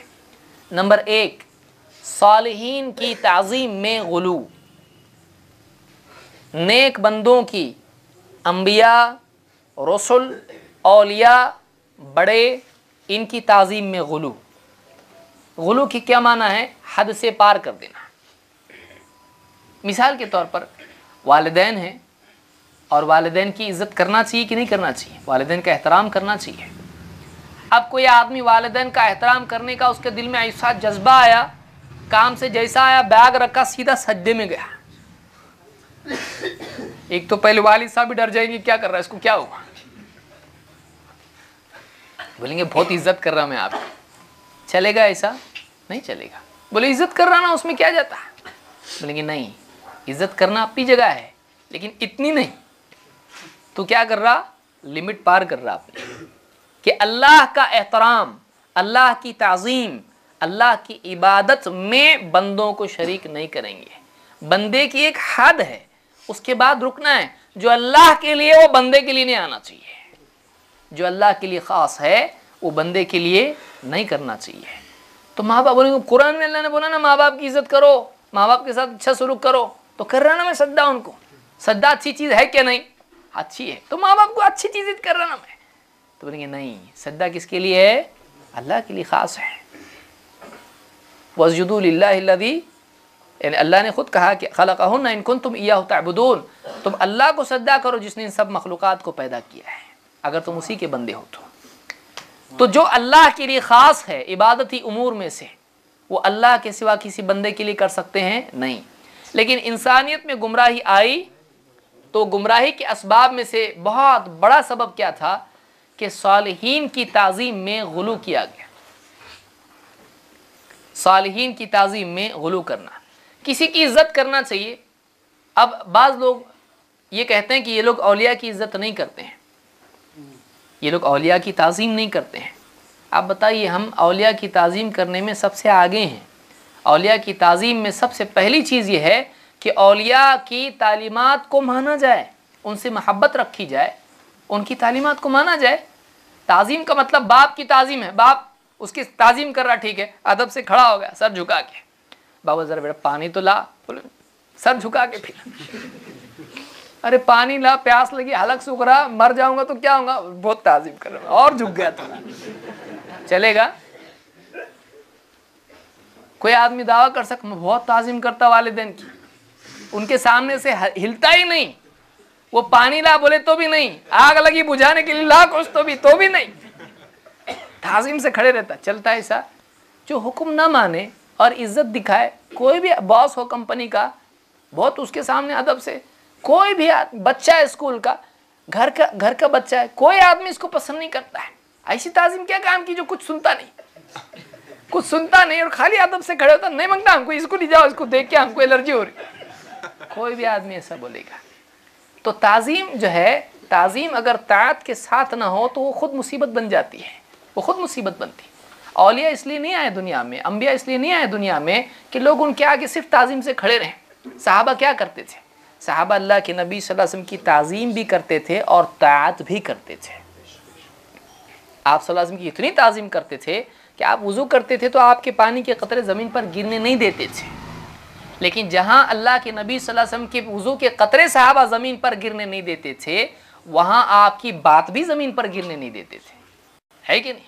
آج مسلمان تعظیم بہت کرتا اور دین کی اللہ کے نبی صلی اللہ علیہ وسلم کے حکم نہیں مان رہا ہے، آپ کی بات کوئی دھیان نہیں ہے اس میں، لیکن ذات کی تعظیم نہیں چھوڑیں گے، نبی کا دامن نہیں چھوڑیں گے. ہے کہ نہیں ہے؟ نبی کی تعظیم کر رہا ہے، نبی کی ذات کی تعظیم کے ساتھ ساتھ نبی کی بات کی تعظیم بھی ضروری ہے، کیونکہ نبی اپنی ذات منوانے کے لیے نہیں آئے تھے، نبی اپنے اللہ کی طرف سے لائی ہوئی بات منوانے کے لیے آئے تھے. آپ بتائیے، کیا ابو طالب نبی صلی اللہ علیہ وسلم کی عزت نہیں کرتے تھے؟ ابو طالب نبی صلی اللہ علیہ وسلم کی عزت کرتے. کوئی ایک واقعہ بتائیے کہ ابو طالب نے اللہ کے نبی صلی اللہ علیہ وسلم کو دھتکارا ہو، آپ کی انسلٹ کی ہو، کوئی ایک واقعہ بتائیے آپ. ابو طالب تو وہ ہیں جو آپ صلی اللہ علیہ وسلم کا بائیکاٹ جب کیا گیا اور بھوکے رہتے تھے، ابو طالب بھی ساتھ میں رہتے تھے. لیکن صرف ذات کی تعظیم کافی ہے کیا؟ بلکہ آپ کی بات کی تعظیم بھی ہونا چاہیے، چاہے وہ بات ایمان سے متعلق ہو، چاہے وہ عمل سے متعلق ہو. ایمان لانے کے لیے جو ماننے کے لیے بولے مانیں گے، ہمارے نبی نے جو بتایا ہم مانتے ہیں، جو نہیں ماننے کا نہیں مانتے، جو کرنے کا وہ کرتے، جو نہیں کرنے کا وہ نہیں کرتے. جو ہمارے نبی صلی اللہ علیہ وسلم کی طرف سے حکم آئے اس کو ہم مانتے ہیں، چاہے وہ بات ایمان سے متعلق ہو، عقیدے سے متعلق ہو، یا وہ عمل اور عبادت اور شریعت اور احکام اور اخلاق اور جو چاہے چیز ہو اس سے متعلق ہو. تو صرف ذات کی تعظیم کرنا یہ اچھا طریقہ نہیں ہے، صحابہ کا طریقہ نہیں ہے، بلکہ بات کی بھی تعظیم ہونا چاہیے. یہ چیز اصل ہے. تو یہاں پر اللہ تعالیٰ نے بتلایا کہ تعالوا الی کلمۃ سواء بیننا وبینکم الا نعبد الا اللہ، کہ اللہ کے سوا ہم کسی کی عبادت نہیں کریں، ولا يتخذ بعضنا بعضا اربابا من دون اللہ، اور اس میں کیا کہا، ولا نشرک بہ شیئا، کہ اللہ کے سوا کسی اور کو اللہ کے ساتھ شریک نہ کریں۔ تو یہ عبادت میں شرک نہیں چلے گا، اور یہ شرک آتا کہاں سے ہے؟ بڑوں کی، اکابرین کی، صالحین کی، اولیاء کی، انبیاء کی تعظیم سے۔ مثال کے طور پر تعریف میں اونچا بڑھا دینا کسی کو، وہی جو عرش پہ تھا مستوی، خدا ہو کر اتر پڑا ہے مدینے میں مصطفیٰ ہو کر۔ کون بولا ہے؟ ابو جہل بولا؟ نہیں، مسلمانوں میں سے کسی نے جہالت میں بول دیا۔ وہی جو عرش پہ تھا مستوی خدا ہو کر، جو عرش پہ تھا نا خدا اپنا، وہی کیا ہوا ہے؟ اتر پڑا ہے مدینے میں مصطفیٰ ہو کر۔ مدینے میں وہی ہے مصطفیٰ بن کے آیا۔ جو عرش پہ اللہ ہے زمین پہ آیا تو کیسا کیا بن کے آیا؟ محمد صلی اللہ علیہ وسلم بن کے آیا۔ کون بول رہا ہے؟ یہ مسلمان نے گھڑا ہے شعر۔ ابھی کیا ہوا؟ بولے نبی کی تعریف کرنا غلط ہے کیا؟ اگر منع کیے تو آدمی کیا بولے گا؟ اچھا ہے نا، تعریف ہی تو، تعریف کی حد ہونا چاہیے کہ اگر بندے کو، ابھی کوئی آدمی یہ کہے کہ نعوذ باللہ ہمارے والد صاحب نبی صلی اللہ علیہ وسلم کے برابر ہے، سب دھلائی کریں گے کہ نہیں کریں گے؟ اس کی سب اس کو غلط کہیں گے، اس کو کافر کہا جائے گا، کیونکہ اگر وہ کہتا ہے ہمارے والد صاحب اتنے اچھے ہیں کہ نبی کے برابر ہے، بولے کہ تیرے والد صاحب اچھے ہیں، ہم مانتے ہیں، مولوی صاحب ہیں، نماز پڑھتے، تہجد پڑھتے، حج کو جاتے، سب کرتے، نبی کے برابر نہیں ہو سکتے ہو۔ نبی کہاں ہیں؟ باقی نبی صلی اللہ علیہ وسلم کے برابر نہیں، تیرا باپ کیسا نبی کے برابر ہو سکتا ہے؟ سارے نبیوں سے افضل کون ہے؟ محمد رسول اللہ صلی اللہ علیہ وسلم۔ آپ بتائیے، ایک انسان دوسرے انسان کے برابر نہیں ہو سکتا ہے، ایک نیک انسان نبی کے برابر نہیں ہو سکتا ہے، نبی اللہ کے برابر ہو سکتے ہیں۔ تو ہر ایک کی ایک حد ہوتی ہے، بندوں میں لیول ہوتے ہیں، اور بندگی کا لیول ہے کہ اللہ اس سے اوپر ہے۔ اللہ اور بندے کو برابر کر سکتے نہیں کر سکتے، بندے بندے کو برابر نہیں کر سکتے، اور بندے اللہ کو برابر کر سکتے۔ تو انسان کی شامت کہاں سے آتی ہے؟ شامت وہاں سے آتی ہے جب وہ بندے کو اللہ کے برابر بناتا ہے۔ ساری چیزوں میں بنانا ضروری نہیں ہے، ایک بھی چیز میں اللہ کے برابر کسی کو بنا دے وہ گمراہ ہو جاتا ہے۔ تو یہ جو چیز ہے، یہ صالحین کی تعریف کرنا، چاہے وہ نبی ہوں چاہے وہ ولی ہوں، جن کی بھی تعریف میں ان کو اتنا بڑھانا کہ ایسی تعریف کر دینا جو اللہ کے بارے میں ہے، جیسا کہ اللہ ہے، اللہ کے جیسا ان کو بتا دینا۔ آپ بتائیے، اللہ کے نبی صلی اللہ علیہ وسلم اس کو نہیں جانتے تھے؟ آپ جانتے تھے، اور آپ اپنے بارے میں سب سے زیادہ حساس تھے۔ اللہ کے نبی صلی اللہ علیہ وسلم نے فرمایا لا تطرونی کما اطرت النصارى عیسی ابن مریم، لا تطرونی کما اطرت النصارى ابن مریم، مجھ کو تعریف میں اتنا مت بڑھاؤ جتنا عیسیٰ ابن مریم کو لوگوں نے تعریف میں بڑھا دیا۔ مجھ کو اتنا زیادہ بڑا چڑھا کے تعریف میں پیش مت کرو جتنا عیسیٰ علیہ السلام کے بارے میں ان کے ماننے والوں نے ان کی اتنی تعریف کی، اللہ کا بندہ بندہ بندہ، بیٹا بیٹا بنا دیا، اللہ اللہ بنا دیا۔ تو عیسیٰ علیہ السلام کی تعریف کرنے والوں نے اتنی تعریف کی کہ اللہ کے برابر ان کو بنا دیا۔ لا تطرونی کما اطرت النصارى ابن مریم، مجھ کو تعریف میں اتنا مت بڑھاؤ جتنا عیسیٰ ابن مریم کو ان کے ماننے والوں نے بڑھا دیا۔ فإنما أنا عبد فقولوا عبد اللہ ورسول، بلکہ میں تو اللہ کا بندہ ہوں، میں اللہ کا بندہ ہوں، تو تم میرے بارے میں جب کہو تو کہو اللہ کے بندے اور اس کے رسول۔ یعنی انسان چاہے کتنا بھی بڑا مرتبہ اس کا ہو جائے، بندے کی حد سے باہر وہ نکلتا ہے نہیں۔ اس لیے اتحیات میں کیا کہتے ہیں ہم؟ اشہد ان لا الہ الا اللہ واشہد ان محمدن عبدہ ورسولہ، کہ رسول ماننے سے پہلے بھی عبد ماننا ہے، کہ اللہ کے بندے اور اس کے رسول۔ کہ بندے میں حد بندی ہے کہ بندے سے اونچا نہیں کر دینا، رب نہیں بنا لینا، کہیں رب نہیں بنا لینا، معبود نہیں بنا لینا، بندہ، اور عام انسان نہیں سمجھنا، شان میں گستاخی نہیں کرنا، اپنے جیسا نہیں سمجھنا۔ بہت اونچے ہیں، اللہ کے رسول ہیں، ان کی بات، نبی کی بات عام انسان کی بات کی جیسی نہیں ہوتی، مانا مانا نہیں مانا، ایسا نہیں ہوتا ہے۔ ان کا احترام ایسا نہیں کسی کا کر لیا نہیں بھی کیا چلتا ہے، نہیں، اللہ کے نبی صلی اللہ علیہ وسلم کی تعظیم، آپ کی ذات کی تعظیم اور آپ کی بات کی تعظیم دونوں ضروری ہے، آپ کی اطاعت ضروری ہے۔ تو آپ بندے اللہ کے ہیں، اللہ نہیں ہے، اللہ کے برابر نہیں، آپ بندے اللہ کے ہیں، تو حد بھی یاد رکھ اور آپ کا مرتبہ بھی یاد۔ کتنا عمدہ جملہ ہے، آپ سوچئے، یعنی نبی کی حد بھی یاد رکھ، اللہ کے برابر مت کر، اور نبی کی عزت بھی یاد رکھ، تعظیم بھی یاد رکھ، عام انسان مت سمجھ۔ تو تعظیم یعنی اس کو آپ کہیں کہ تقصیر اور غلو دونوں سے بچنے کا جملہ یہ ہے، تقصیر اور غلو دونوں سے بچنے کا جملہ ہے۔ فَإِنَّمَا أَنَا عَبْدُ فَقُولُوا عَبْدُ اللَّهِ وَرَسُولُهُ، میں تو بس اللہ کا بندہ ہوں، تو میرے بارے میں کہو تو یوں کہو اللہ کے بندے اور اللہ کے رسول۔ تو یہ کس نے کہا؟ یہ بخاری کی حدیث ہے، احادیث الانبیاء میں امام البخاری نے اس کو روایت کیا ہے۔ تو آپ نے بتایا کہ مجھ کو تعریف میں ویسا مت بڑھاؤ جیسا عیسیٰ علیہ السلام کو لوگوں نے بڑھایا، بڑھاتے بڑھاتے بڑھاتے آج عیسائی کہاں پہنچ گئے؟ اللہ بنا دیا عیسیٰ علیہ السلام کو، اللہ کا بیٹا بنا دیا۔ تو کہیں ایسا اللہ کے نبی صلی اللہ علیہ وسلم کے بارے میں نہیں ہو جائے، اور ہوا بدقسمتی سے ایسا ہوا، ان لوگوں نے کیا جنہوں نے اس نصیحت کو یاد نہیں رکھا۔ آج کتنے عقیدے نبی کے بارے میں بنا دیے نا، ایک ہے ہیں کہ نہیں ہے؟ کتنے لوگوں نے کہا کہ معراج میں گئے تو حضرت نے حضرت کو بلایا، ہے کہ نہیں؟ کہ کس سے ملنے گئے؟ خود سے ملنے گئے۔ نعوذ باللہ، اللہ اور بندہ ایک ہی ہو گیا، اللہ کے نبی صلی اللہ علیہ وسلم ایک ہی ہو گئے، کوئی دوسرا تھا ہی نہیں۔ تو یہ اس طرح کے عقیدے بنا لیے اور محمد عربی صلی اللہ علیہ وسلم کو اللہ کا مرتبہ دے دیا، یہ شرک، یہ کفر ہے۔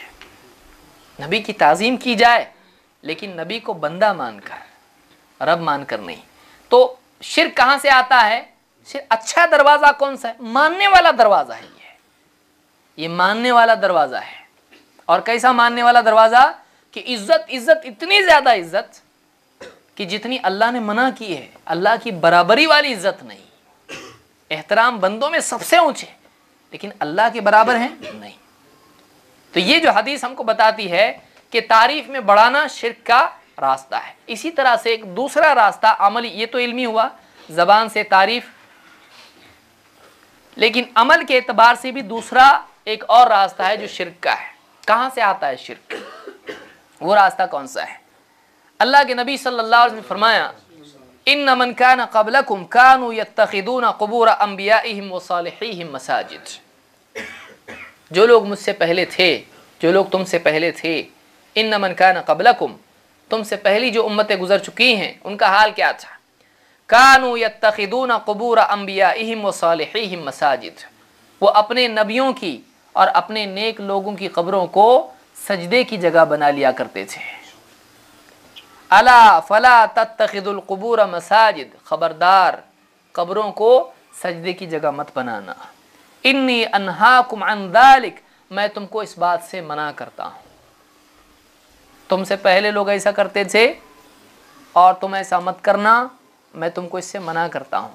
بتائیے اس سے زیادہ واضح الفاظ کیا ہو سکتے ہیں کہ تم ایسا مت کرنا، میں منع کر رہا ہوں تم کو ایسا۔ تو اس حدیث سے، یہ مسلم کی حدیث ہے، صحیح مسلم میں حدیث موجود ہے، اس حدیث میں اللہ کے نبی صلی اللہ علیہ وسلم نے ایک دوسرا راستہ بتایا جو عملی اعتبار سے شرک کا دروازہ کھولتا ہے۔ یہود کیا کرتے تھے، اہل کتاب کیا کرتے تھے، نصرانی کیا کرتے تھے؟ وہ جب نماز پڑھتے تھے، عبادت کرتے تھے، تو وہ قبلے کے اور اپنے بیچ میں نیک بندوں کی قبروں کو لے لیتے تھے کہ نماز بھی ہو جائے، عبادت بھی ہو جائے، قبلے کی طرف رخ بھی ہو جائے اور ان کی عزت بھی ہو جائے۔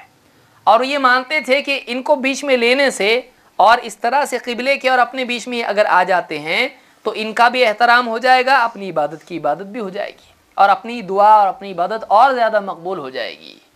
ان کا یہ عقیدہ تھا، اہل علم نے ذکر کیا ہے، آپ اس کو تفصیل سے پڑھ سکتے تفاسیر میں ان احادیث کے ضمن میں۔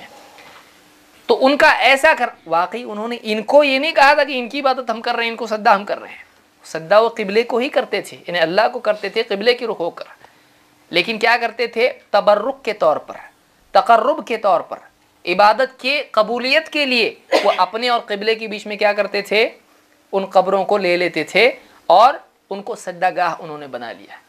اللہ کے نبی صلی اللہ علیہ وسلم نے فرمایا تم میں سے جو لوگ پہلے گزر چکے ہیں وہ اپنے نبیوں کی اور اپنے نیک لوگوں کی قبروں کو کیا کرتے تھے؟ اپنے لیے سجدہ گاہ بنا لیتے تھے، وہاں سجدے کرتے تھے۔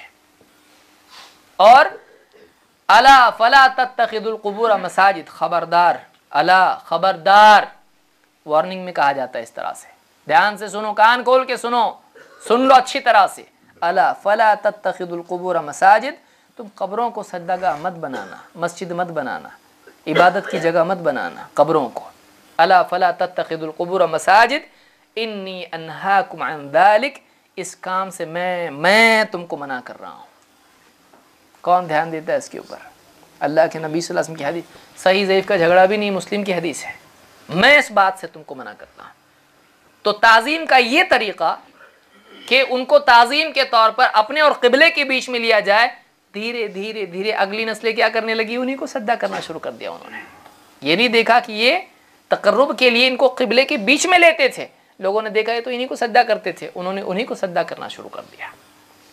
तो ताज़ीम का वो तरीक़ा जो शरीयत में नहीं है, अल्लाह उसके रसूल ने नहीं बताया, अगर आदमी इख्तियार करता है और इज़्ज़त अपने दिल से ऐसा तरीक़ा निकाल लेना इज़्ज़त का जो कुरान और सुन्नत से साबित ना हो, ये गुमराही के असबाब में से बहुत बड़ा सबब है। ये पहली वजह है कि औलिया की ताज़ीम, नबियों की ताज़ीम ऐसे तरीक़े से करना जो हद से ज़्यादा हो, जो अल्लाह उसके रसूल ने हद बताई है उससे ज़्यादा हो। दूसरी चीज़, इल्म की बजाय बाप दादा की अंधी तकलीद, इल्म की बजाय बाप दादा की आंख बंद करके उनके पीछे चलना, हमारे बाप दादा ऐसा करते थे हम भी वैसे ही करेंगे, ये गुमराही का एक सबब है। देखिए हम ये नहीं कहते हैं, बाज़ लोग कहते हैं देखो ये लोग बाप दादा के दीन को छोड़ो बोलते, अब बाप दादा का दीन इस्लाम था, इस्लाम छोड़ने का क्या भी है। हम बाप दादा के दीन को छोड़ने नहीं बोल रहे हैं, दीन से हट के बाप दादा जो कर रहे हैं उसको छोड़ने बोल रहे हैं। समझ में आ रही बात?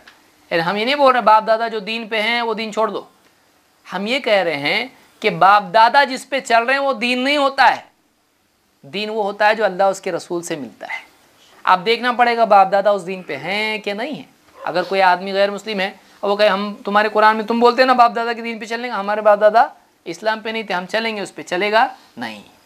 हम उससे ये कहेंगे भाई बाप दादा जिस पे चलते वो दीन नहीं होता। अल्लाह ने बाप दादा को थोड़ी चुना हिदायत के लिए, हिदायत के लिए किसको चुना? अल्लाह ने अपने रसूल को चुना, तो हमको रसूल की मान के चलना पड़ेगा।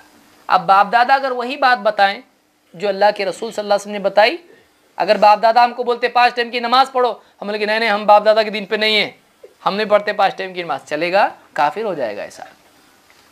तो बाप दादा की मुखालिफत नहीं, लेकिन बाप दादा ने वो चीज़ बताई अगर जो दीन में है तो उस पर और ज़्यादा चलेंगे, और अगर बाप दादा वो चीज़ बताते हैं जो दीन में नहीं है बल्कि दीन के ख़िलाफ़ है तो उसकी बात हम तस्लीम, उनका एहतराम अपनी जगह, लेकिन उनकी बात मानेंगे नहीं। लेकिन गुमराही कहाँ से आती है? जब आदमी ये देखता है कि जिस चीज़ पे बाप दादा थे वो सही है, उसको चेक करने की ज़रूरत नहीं है, तो ऐसा नहीं होता है, ये गुमराही का सबब होता है। अल्लाह ताला ने कुरान करीम में आदम अलैहिस्सलाम का किस्सा जिक्र किया, तो ये पुरानी बीमारी नहीं है, ये नई बीमारी नहीं, बहुत पुरानी बीमारी है। आम तौर से इंसानियत इस गुमराही में पड़ती रही है। अकीदे के बिगाड़ का एक सबब ये भी है कि लोग नबी से अकीदा लेने की बजाय बाप दादा से अकीदा लेते हैं, नबी से इबादत का तरीक़ा लेने की बजाय बाप दादा से लेते हैं। अल्लाह ताला कुरान करीम में फरमाता है वलक़द आतैना इब्राहीम रुश्दहु मिन क़ब्ल व कुन्ना बिही आलिमीन, हमने इससे पहले इब्राहीम को हिदायत दी, इससे पहले हमने इब्राहीम को हिदायत दी और हम खूब इसको जानते थे कि इसको हिदायत देना चाहिए। इब्राहीम अलैहिस्सलाम का क्या हाल था, हिदायत के लायक हैं, और सारे मामलात सब कुछ अल्लाह जानता है। व कुन्ना बिही आलिमीन, हिदायत को अल्लाह खुद जानता था कितनी हिदायत किसको क्या देना चाहिए।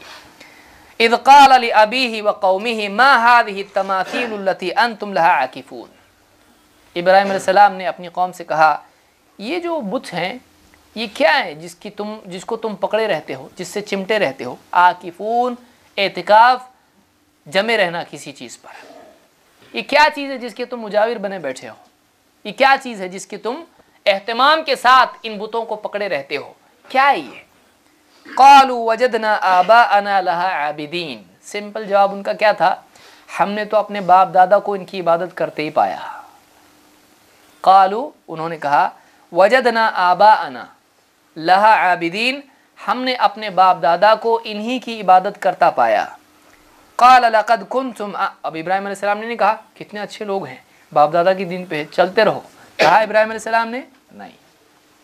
इब्राहीम अलैहिस्सलाम नबी थे, ابراہیم علیہ السلام نے ان سے کہا لقد کنتم انتم وآباؤکم فی ضلال مبین، تم بھی تمہارے باپ دادا بھی کھلی گمراہی میں پڑے ہوئے ہو۔ کیوں؟ اس لیے کہ علم اللہ کی طرف سے نہیں آیا ہے۔ اگر یہ علم اللہ کی طرف سے آتا تو ابراہیم علیہ السلام کہتے کہ باپ دادا کے دین پہ چلو، کیونکہ اللہ کی طرف سے آیا۔ اسی لیے یوسف علیہ السلام نے کیا کہا؟ وَاتَّبَعْتُ مِلَّةَ آبَائِي إِبْرَاهِيمَ وَإِسْحَاقَ وَيَعْقُوبَ۔ یوسف علیہ السلام جیل میں تھے، جب انہوں نے دعوت دی اپنے دین کی تو کیا کہا؟ میں اپنے باپ دادا کے دین پہ ہوں۔ تو باپ دادا کا دین غلط نہیں ہوتا ہے، لیکن باپ دادا کون تھے ان کے؟ ابراہیم علیہ السلام، یعقوب علیہ السلام، یہ پورے نبی ہیں اللہ کے۔ تو انہوں نے جو ہے باپ دادا کے دین پہ چلے، یعنی باپ دادا اگر نبی ہوں اور جو نبی نے دیا ہے اس دین پر چلے تو اچھی بات ہے، لیکن باپ دادا کا دین نبی کی بنیاد پر نہ ہو، اس کی اتباع کرنا ہے نہیں کرنا ہے۔ تو یہاں پر ہم باپ دادا سے دور کرنے کی دعوت نہیں دیتے ہیں۔ بہت سارے لوگوں کو غلط فہمی کیا ہوتی ہے، یہ لوگ باپ کو بیٹے سے الگ کر دیتے ہیں۔ ہم باپ کو بیٹے سے الگ نہیں کر رہے ہیں، باپ بیٹے دونوں کو ملا کے صراط مستقیم پر ڈالنے کی دعوت ہماری ہے کہ دونوں کے دونوں چلو۔ لیکن صراط مستقیم کیا ہے؟ جس کو آدمی اپنی عقل سے قرار دے صراط مستقیم، وہ صراط مستقیم ہے؟ نہیں، صراط مستقیم وہ ہے صراط الذین انعمت علیہم، ان کا راستہ جن پر تیرا انعام ہوا۔ اور وہ کس کا راستہ ہے؟ من النبیین والصدیقین والشہداء والصالحین۔ اللہ نے قرآن میں خود ذکر کیا کن پر اللہ نے انعام کیا ہے۔ نبیوں کا راستہ، صدیقین کا راستہ، شہداء کا راستہ، صالحین کا راستہ، وہ راستہ ہے جو صراط مستقیم ہے۔ اور اگر اس سے زیادہ آپ کو خلاصہ چاہیے تو اللہ کے نبی صلی اللہ علیہ وسلم کی ایک حدیث ہے جس کو امام ترمذی نے روایت کیا، فرماتے ہیں ستفترق امتی علی 73 ملہ کلہم فی النار الا ملۃ واحدہ، میری امت 73 فرقوں میں بٹ جائے گی۔ بہت سارے لوگ آدھی حدیث بولتے ہیں، یہ تو ہے حدیث میں آیا 73 فرقے ہونے والے ہیں، 73 فرقے ہونے والے ہیں، لیکن کس کو بھی معلوم نہیں کون سی گاڑی میں بٹنے کا ہے۔ اللہ کے نبی صلی اللہ علیہ وسلم مسئلہ بتاتے ہیں تو حل بھی بتاتے ہیں۔ آپ نے کہا میری امت میں 73 فرقے ہو جائیں گے، ستفترق امتی علی 73 ملہ، میری امت 73 فرقوں میں بٹ جائے گی، کلہم فی النار، سب کے سب جہنم میں جائیں گے، سوائے الا ملۃ واحدہ، سوائے ایک فرقے کے، ایک گروہ کے، ایک جماعت کے۔ قالوا ومن ہی یا رسول اللہ، صحابہ نے پوچھا اللہ کے رسول وہ ایک کون ہوں گے، وہ ایک فرقہ کون سا ہوگا؟ اللہ کے نبی صلی اللہ علیہ وسلم نے جواب دیا ما انا علیہ و اصحابی، جو اس راستے پر ہوں جس پر میں اور میرے صحابہ ہیں، جس پر میں اور میرے صحابہ ہیں۔ تو جس راستے پر اللہ کے نبی صلی اللہ علیہ وسلم اور صحابہ تھے وہ صراط مستقیم ہے۔ جو عقیدہ آپ کا اور صحابہ کا تھا وہ صراط مستقیم والا عقیدہ ہے۔ جو شریعت کا طریقہ آپ صلی اللہ علیہ وسلم اور صحابہ کا تھا وہ صراط مستقیم والی شریعت ہے۔ اس سے ہٹ کر اگر کوئی بیان کرتا ہے تو یہ کیا ہے؟ وہ باقی راستوں میں نکل گیا، یہ گلی میں گھس گیا، یہ گلیوں میں نکل گیا۔ تو آج اس دور میں اگر کوئی آدمی چاہتا ہے جس میں مسلمانوں میں اختلاف ہو چکا ہے، فرقے ہو چکے ہیں، آج کیا کرنا ہے؟ ہر آدمی کہتا میں صحیح، ہم صحیح، یہاں ہو یہاں ہو، سب بولتے ہیں، لیکن ہم کو کہاں کی دعوت دینا ہے؟ یہاں کی وہاں کی؟ ہم کو دعوت دینا ہے، ہم کو وہاں کی دعوت دینا ہے جس کی اللہ کے نبی صلی اللہ علیہ وسلم نے دعوت دی ہے، جس کے بارے میں آپ نے خود بتایا کہ یہ لوگ بچیں گے جہنم سے، جنت میں جائیں گے۔ اور وہ کیا ہے؟ ما انا علیہ و اصحابی، جس پر میں اور میرے صحابہ ہیں۔ تو خلاصہ کلام یہ کہ گمراہی کے اسباب میں سے ایک بہت بڑا سبب یہ ہے کہ آدمی صالحین کی تعظیم میں غلو کرتا ہے، اور اسی سے ہم کو منع کیا گیا ہے۔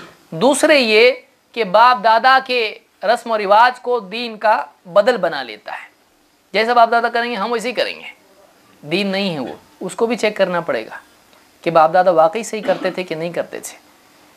تو اس کے لیے یعنی دین حاصل کرنا ہے تو ایک تو عبادت کے معاملات ہیں، دوسرے شریعت کے معاملات ہیں۔ اس میں ایک اور چیز ہے کہ یہود و نصارہ جیسے میں نے ذکر کیا وَلَا يَتَّخِذَ بَعْضُنَا بَعْضًا أَرْبَابًا مِّن دُونِ اللَّهِ، ہم میں سے کوئی آپس میں ایک دوسرے کو اللہ کے سوا رب نہ بنا لے۔ کیسا رب بنا لیں گے؟ اللہ نے قرآن میں اجمال سے اس کو ذکر کیا، شارٹ میں بتایا، اور اللہ کے نبی صلی اللہ علیہ وسلم نے اس کو ڈیٹیل میں بتایا کہ کیسے کسی کو اپنا رب بنایا جا سکتا ہے۔ ایک لمبی روایت میں جس کو امام ترمذی نے بھی روایت کیا ہے، اور اسی طرح سے جامع بیان العلم میں حافظ ابن عبد البر نے بھی روایت کیا ہے، یہ ہمارے لیے آنکھیں کھولنے والی روایت ہے اور یہ صحیح روایت ہے۔ امام ترمذی کی روایت حسن درجے کی ہے۔ عدی ابن حاتم یہ عیسائی تھے، صحابی تھے، مسلمان ہوئے، یعنی مسلمان ہوئے تو صحابی ہوئے کیونکہ اللہ کے نبی صلی اللہ علیہ وسلم کے زمانے میں مسلمان ہوئے۔ وہ کہتے ہیں اتیت رسول اللہ صلی اللہ علیہ وسلم وفی عنقی صلیب، میں اللہ کے رسول صلی اللہ علیہ وسلم کے پاس آیا تو میرے گلے میں صلیب تھی۔ صلیب کراس جو ہوتا ہے عیسائیوں کا، تو کراس ان کے گلے میں تھا۔ فقال یا عدی الق هذا الوثن من عنقک، آپ نے کہا اے عدی اپنے گلے میں سے یہ بت اتار کے پھینک دے۔ القی هذا الوثن من عنقک وانتهيت الیہ وهو يقرأ سورة براءہ، میں آپ کے قریب گیا تو میں نے سنا آپ سورۃ البراءہ پڑھ رہے تھے، یعنی سورہ براءت، سورہ توبہ ہے، اس کا اور نام بھی ہے، سورہ براءہ بھی کہا جاتا ہے اس کو۔ حتی اتى على هذه الآیہ، پڑھتے پڑھتے پڑھتے پڑھتے آپ اس آیت پر پہنچے، اتخذوا احبارهم ورهبانهم اربابا من دون اللہ، وہاں بھی کیا ہے ولا يتخذ بعضنا بعضا اربابا من دون اللہ، یہاں بھی کیا ہے اتخذوا احبارهم ورهبانهم اربابا من دون اللہ، انہوں نے یہودیوں نے عیسائیوں نے اپنے احبار کو اپنے رہبان کو اللہ کے سوا اپنا رب بنا لیا۔ احبار حبر کی جمع ہے، حبر یہودیوں کے عالم کو بولتے ہیں، رہبان راہب کی جمع ہے۔ راہب اس آدمی کو کہتے ہیں جو عیسائیوں میں سے دنیا چھوڑ کے عبادت میں لگ جائے، ان لوگوں میں جو سنیاس لے کے عبادت کرے اس کو راہب کہتے ہیں۔ تو یہودیوں میں سے عالم اور عیسائیوں میں سے عبادت گزار زاہد، اللہ والا جس کو لوگ کہہ سکتے ہیں، ان میں سے تو ایسے لوگوں کو اللہ کے سوا انہوں نے رب بنا لیا، اللہ تعالیٰ فرما رہا ہے، اور اللہ کے نبی صلی اللہ علیہ وسلم نے آیت پڑھی ان کے سامنے۔ قال فقلت، انہوں نے کہا میں نے کہا یا رسول اللہ انا لم نتخذهم اربابا، اللہ کے رسول ہم نے ان کو اپنا رب تو نہیں بنایا تھا، ہم نے ان کو اپنا رب نہیں بنایا تھا، ہم تھوڑی رب بولتے تھے ان کو، ہم کو رب پکارتے تھوڑی تھے۔ قال بلا، اللہ کے نبی صلی اللہ علیہ وسلم نے کہا بلکہ ایسا ہی تھا، بلا ایسا ہی تھا۔ الیسا یحلون لکم ما حرم علیکم فتحلونہ، کیا ایسا نہیں تھا کہ اللہ نے جو تم پر حرام کیا ہے جب وہ تمہارے عالم اس کو حلال کر دیتے، حرام کو تم بھی حلال مانتے تھے، کیا ایسا نہیں تھا؟ وَيُحَرِّمُونَ عَلَيْكُمْ مَا أُحِلَّ لَكُمْ فَتُحَرِّمُونَهُ، اور جو حلال اللہ نے تم کو کیا ہے، تمہارے لیے کیا ہے، اس کو وہ لوگ حرام کرتے تم بھی حرام مان لیتے، کیا ایسا نہیں تھا؟ فَقُلْتُ بَلَا، انہوں نے کہا ہاں ایسا تو تھا۔ قَالَ فَتِلْكَ عِبَادَتُهُمْ، آپ نے کہا یہی تو ان کی عبادت ہے، یہی تو ان کی عبادت ہے۔ تو عبادت شریعت کے راستے میں فساد سے بھی ہوتی ہے، کسی کو ماخذ شریعت بنانا، اس کو اپنا معبود اور اپنا رب بنا لینا ہے۔ تو اس حدیث سے معلوم ہوا، یہ ترمذی کی حدیث ہے، اس حدیث سے معلوم ہوا کہ اللہ کے نبی صلی اللہ علیہ وسلم نے فرمایا کہ تمہارے عالم، تمہارے بڑے، تمہارے پیر، تمہارے زاہد جو بھی تھے، کیا ایسا نہیں تھا کہ انہوں نے بول دیا حلال، چاہے اسلام میں قرآن میں اور حدیث میں ہو کہ حرام، انہوں نے بول دیا حلال، تم حلال ماننے لگ جاتے ہیں، اور انہوں نے کہا حرام، اللہ اس کے رسول نے حلال کیا ہے، تو جب وہ حرام کر دیتے تم بھی اس کو حرام مان لیتے۔ کیا ان کے بولنے پر حلال کو حرام، حرام کو حلال اللہ کی تم کرتے تھے کہ نہیں تھے؟ کہا کہ ہاں ایسا تو کرتے تھے ہم لوگ۔ آپ نے فرمایا فَتِلْكَ عِبَادَتُهُمْ، یہ تو ان کی عبادت کرنا ہے۔ کیوں؟ اس لیے کہ شریعت دینا یہ اللہ کا حق ہے، ان علینا للہدی، ہدایت دینا ہمارا خاصہ ہے، ہمارا کام ہے۔ ان علینا للہدی، ہدایت اللہ کی طرف سے آتی ہے، نبی ہدایت کو پہنچانے والے ہوتے ہیں، اسی لیے اللہ نے کیا فرمایا انک لا تہدی من احببت ولکن اللہ یہدی من یشاء وانک لتہدی الی صراط مستقیم، اللہ کی طرف سے نبی ہدایت کے راستے کو بتانے والے ہوتے ہیں۔ اللہ کا کام ہے شریعت دینا۔ اللہ کے نبی صلی اللہ علیہ وسلم ایک مرتبہ، مسلم ہی کی روایت، اختصاراً اخیراً بات ذکر کرتا ہوں اسی کے ضمن میں، اللہ کے نبی صلی اللہ علیہ وسلم نے آپ کو پیاز اور لہسن کی کچی بو ہوتی ہے، بدبو پسند نہیں تھی اور آپ خود نہیں کھایا کرتے تھے، اور فرشتوں کو مسجد میں اگر کوئی آدمی کچی پیاز وغیرہ کھا کے آئے، فرشتوں کو بھی اس سے تکلیف ہوتی ہے۔ تو آپ نے صحابہ سے کہا یہ جو بدبودار چیزیں تم کھا کے آتے ہو، اس سے جس سے لوگوں کو تکلیف ہوتی ہے فرشتوں کو بھی تکلیف ہوتی ہے۔ تو صحابہ نے یہ سمجھا کہ شاید یہ حرام ہے، اور صحابہ نے آپس میں کہنا شروع کیا حرمت حرمت، حرام ہو گئی حرام ہو گئی، پیاز حرام، لہسن حرام، سب حرام۔ اللہ کے نبی صلی اللہ علیہ وسلم کو جب معلوم ہوا کہ لوگ یہ کہہ رہے ہیں کہ حرام ہو گیا، آپ نے لوگوں کو جمع کیا اور آپ نے لوگوں سے علانیہ طور پر یہ بات کہی، ایھا الناس، لوگو، انہ لیس بی تحریم ما احل اللہ لی ولکن شجرۃ اکرہ ریحھا، کہ اے لوگو، میرے ہاتھ میں نہیں ہے کہ اللہ نے جو میرے لیے حلال کیا میں اس کو حرام کروں، میرے ہاتھ میں نہیں ہے اللہ نے جس کو حلال کیا میں اس کو حرام کروں، لیکن ایک ایسا پودا ہے جس کی بدبو مجھ کو ناپسند ہے۔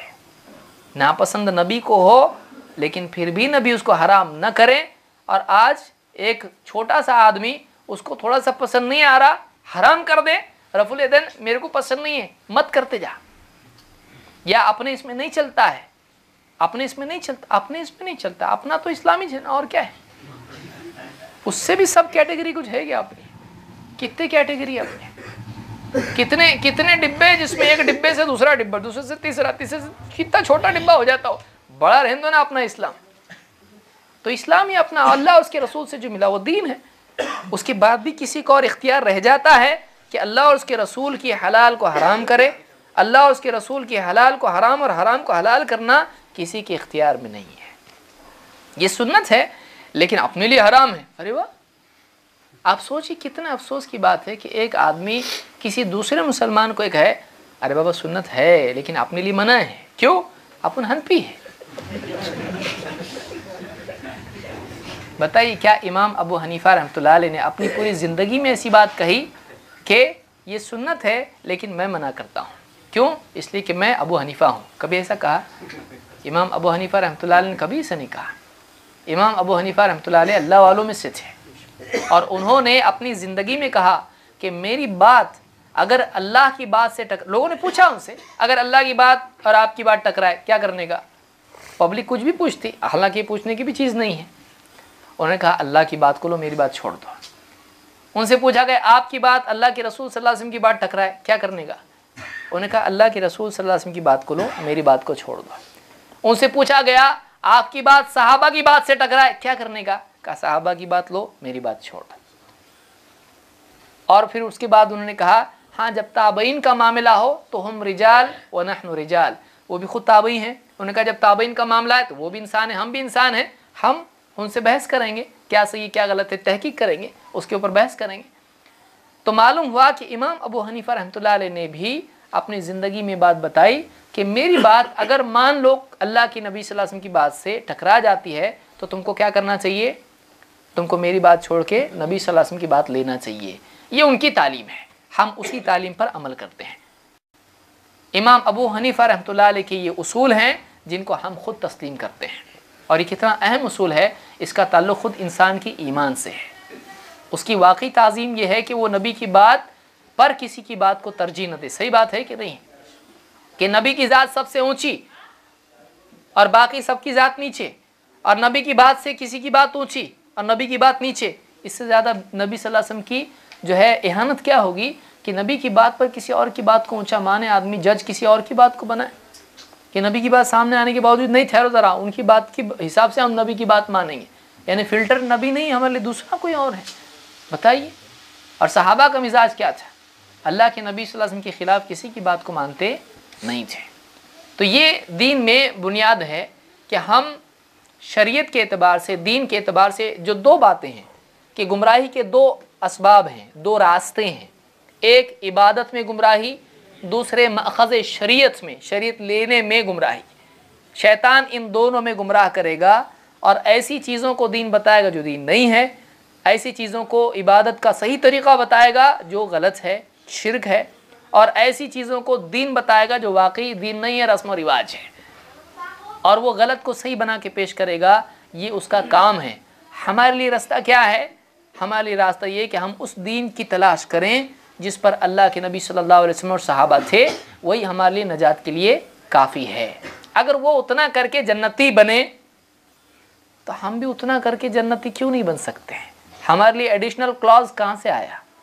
ہمارے لیے بھی اتنا ہی چاہیے کہ جس دین پر چل کے اللہ کے نبی صلی اللہ علیہ وسلم کے صحابہ جنتی بن گئے، رضی اللہ عنہم ورضوا عنہ، اللہ نے اپنی رضا دنیا ہی میں ان کو دے دی، تو جتنے دین پر وہ چل کے جنتی بن گئے، ہم اسی دور کے دین کو اپنا کے جہنمی بنیں گے؟ ہم بھی آج اسی دور کے دین کی دعوت دیتے ہیں۔ جو عقیدہ اس زمانے میں تھا وہ عقیدہ ہم اپنائیں، جو عبادت کے طریقے اس دور میں تھے اس کو ہم اپنائیں، یہ ہماری دعوت ہے۔ کیا غلط ہے؟ کیا پرابلم ہے؟ کیا پرابلم ہے؟ تو یہ جو ہے واقعی دین یہ ہے، اللہ اور اس کے رسول کے دین کو تسلیم کرنا اور اس دور کی طرف رجوع کرنا، کیونکہ اللہ کے نبی صلی اللہ علیہ وسلم کیا فرمایا؟ خیر الناس قرنی، بہترین لوگ وہ ہیں جو میرے دور کے ہیں۔ تو اس دور کے دین پر لے جانا، اس دور کی طرف رجوع کرنا، یہ ہماری دعوت ہے۔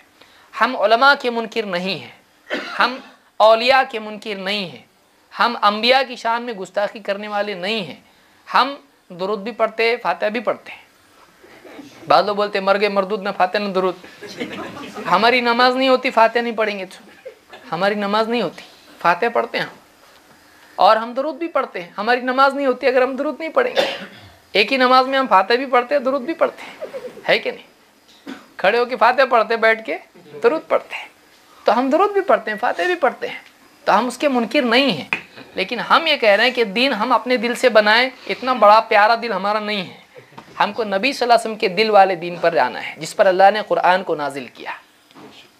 اللہ نے قرآن کے لیے کون سا دل چنا؟ ہمارا۔ قرآن کے لیے نبی صلی اللہ علیہ وسلم علی قلبک لتکون من المنذرین، اللہ نے خود کہا کہ اللہ نے آپ کے قلب پر قرآن کو نازل کیا ہے، تو کیوں نہ ہم اس دل کے تابع ہو جائیں جو نبی کریم صلی اللہ علیہ وسلم کا پاکیزہ دل تھا۔ آپ نے جو بتایا اسی کو ہم اپنے لیے دین مان لیں۔ اللہ تعالیٰ مجھ کو اور آپ کو اس کی توفیق عطا فرمائے۔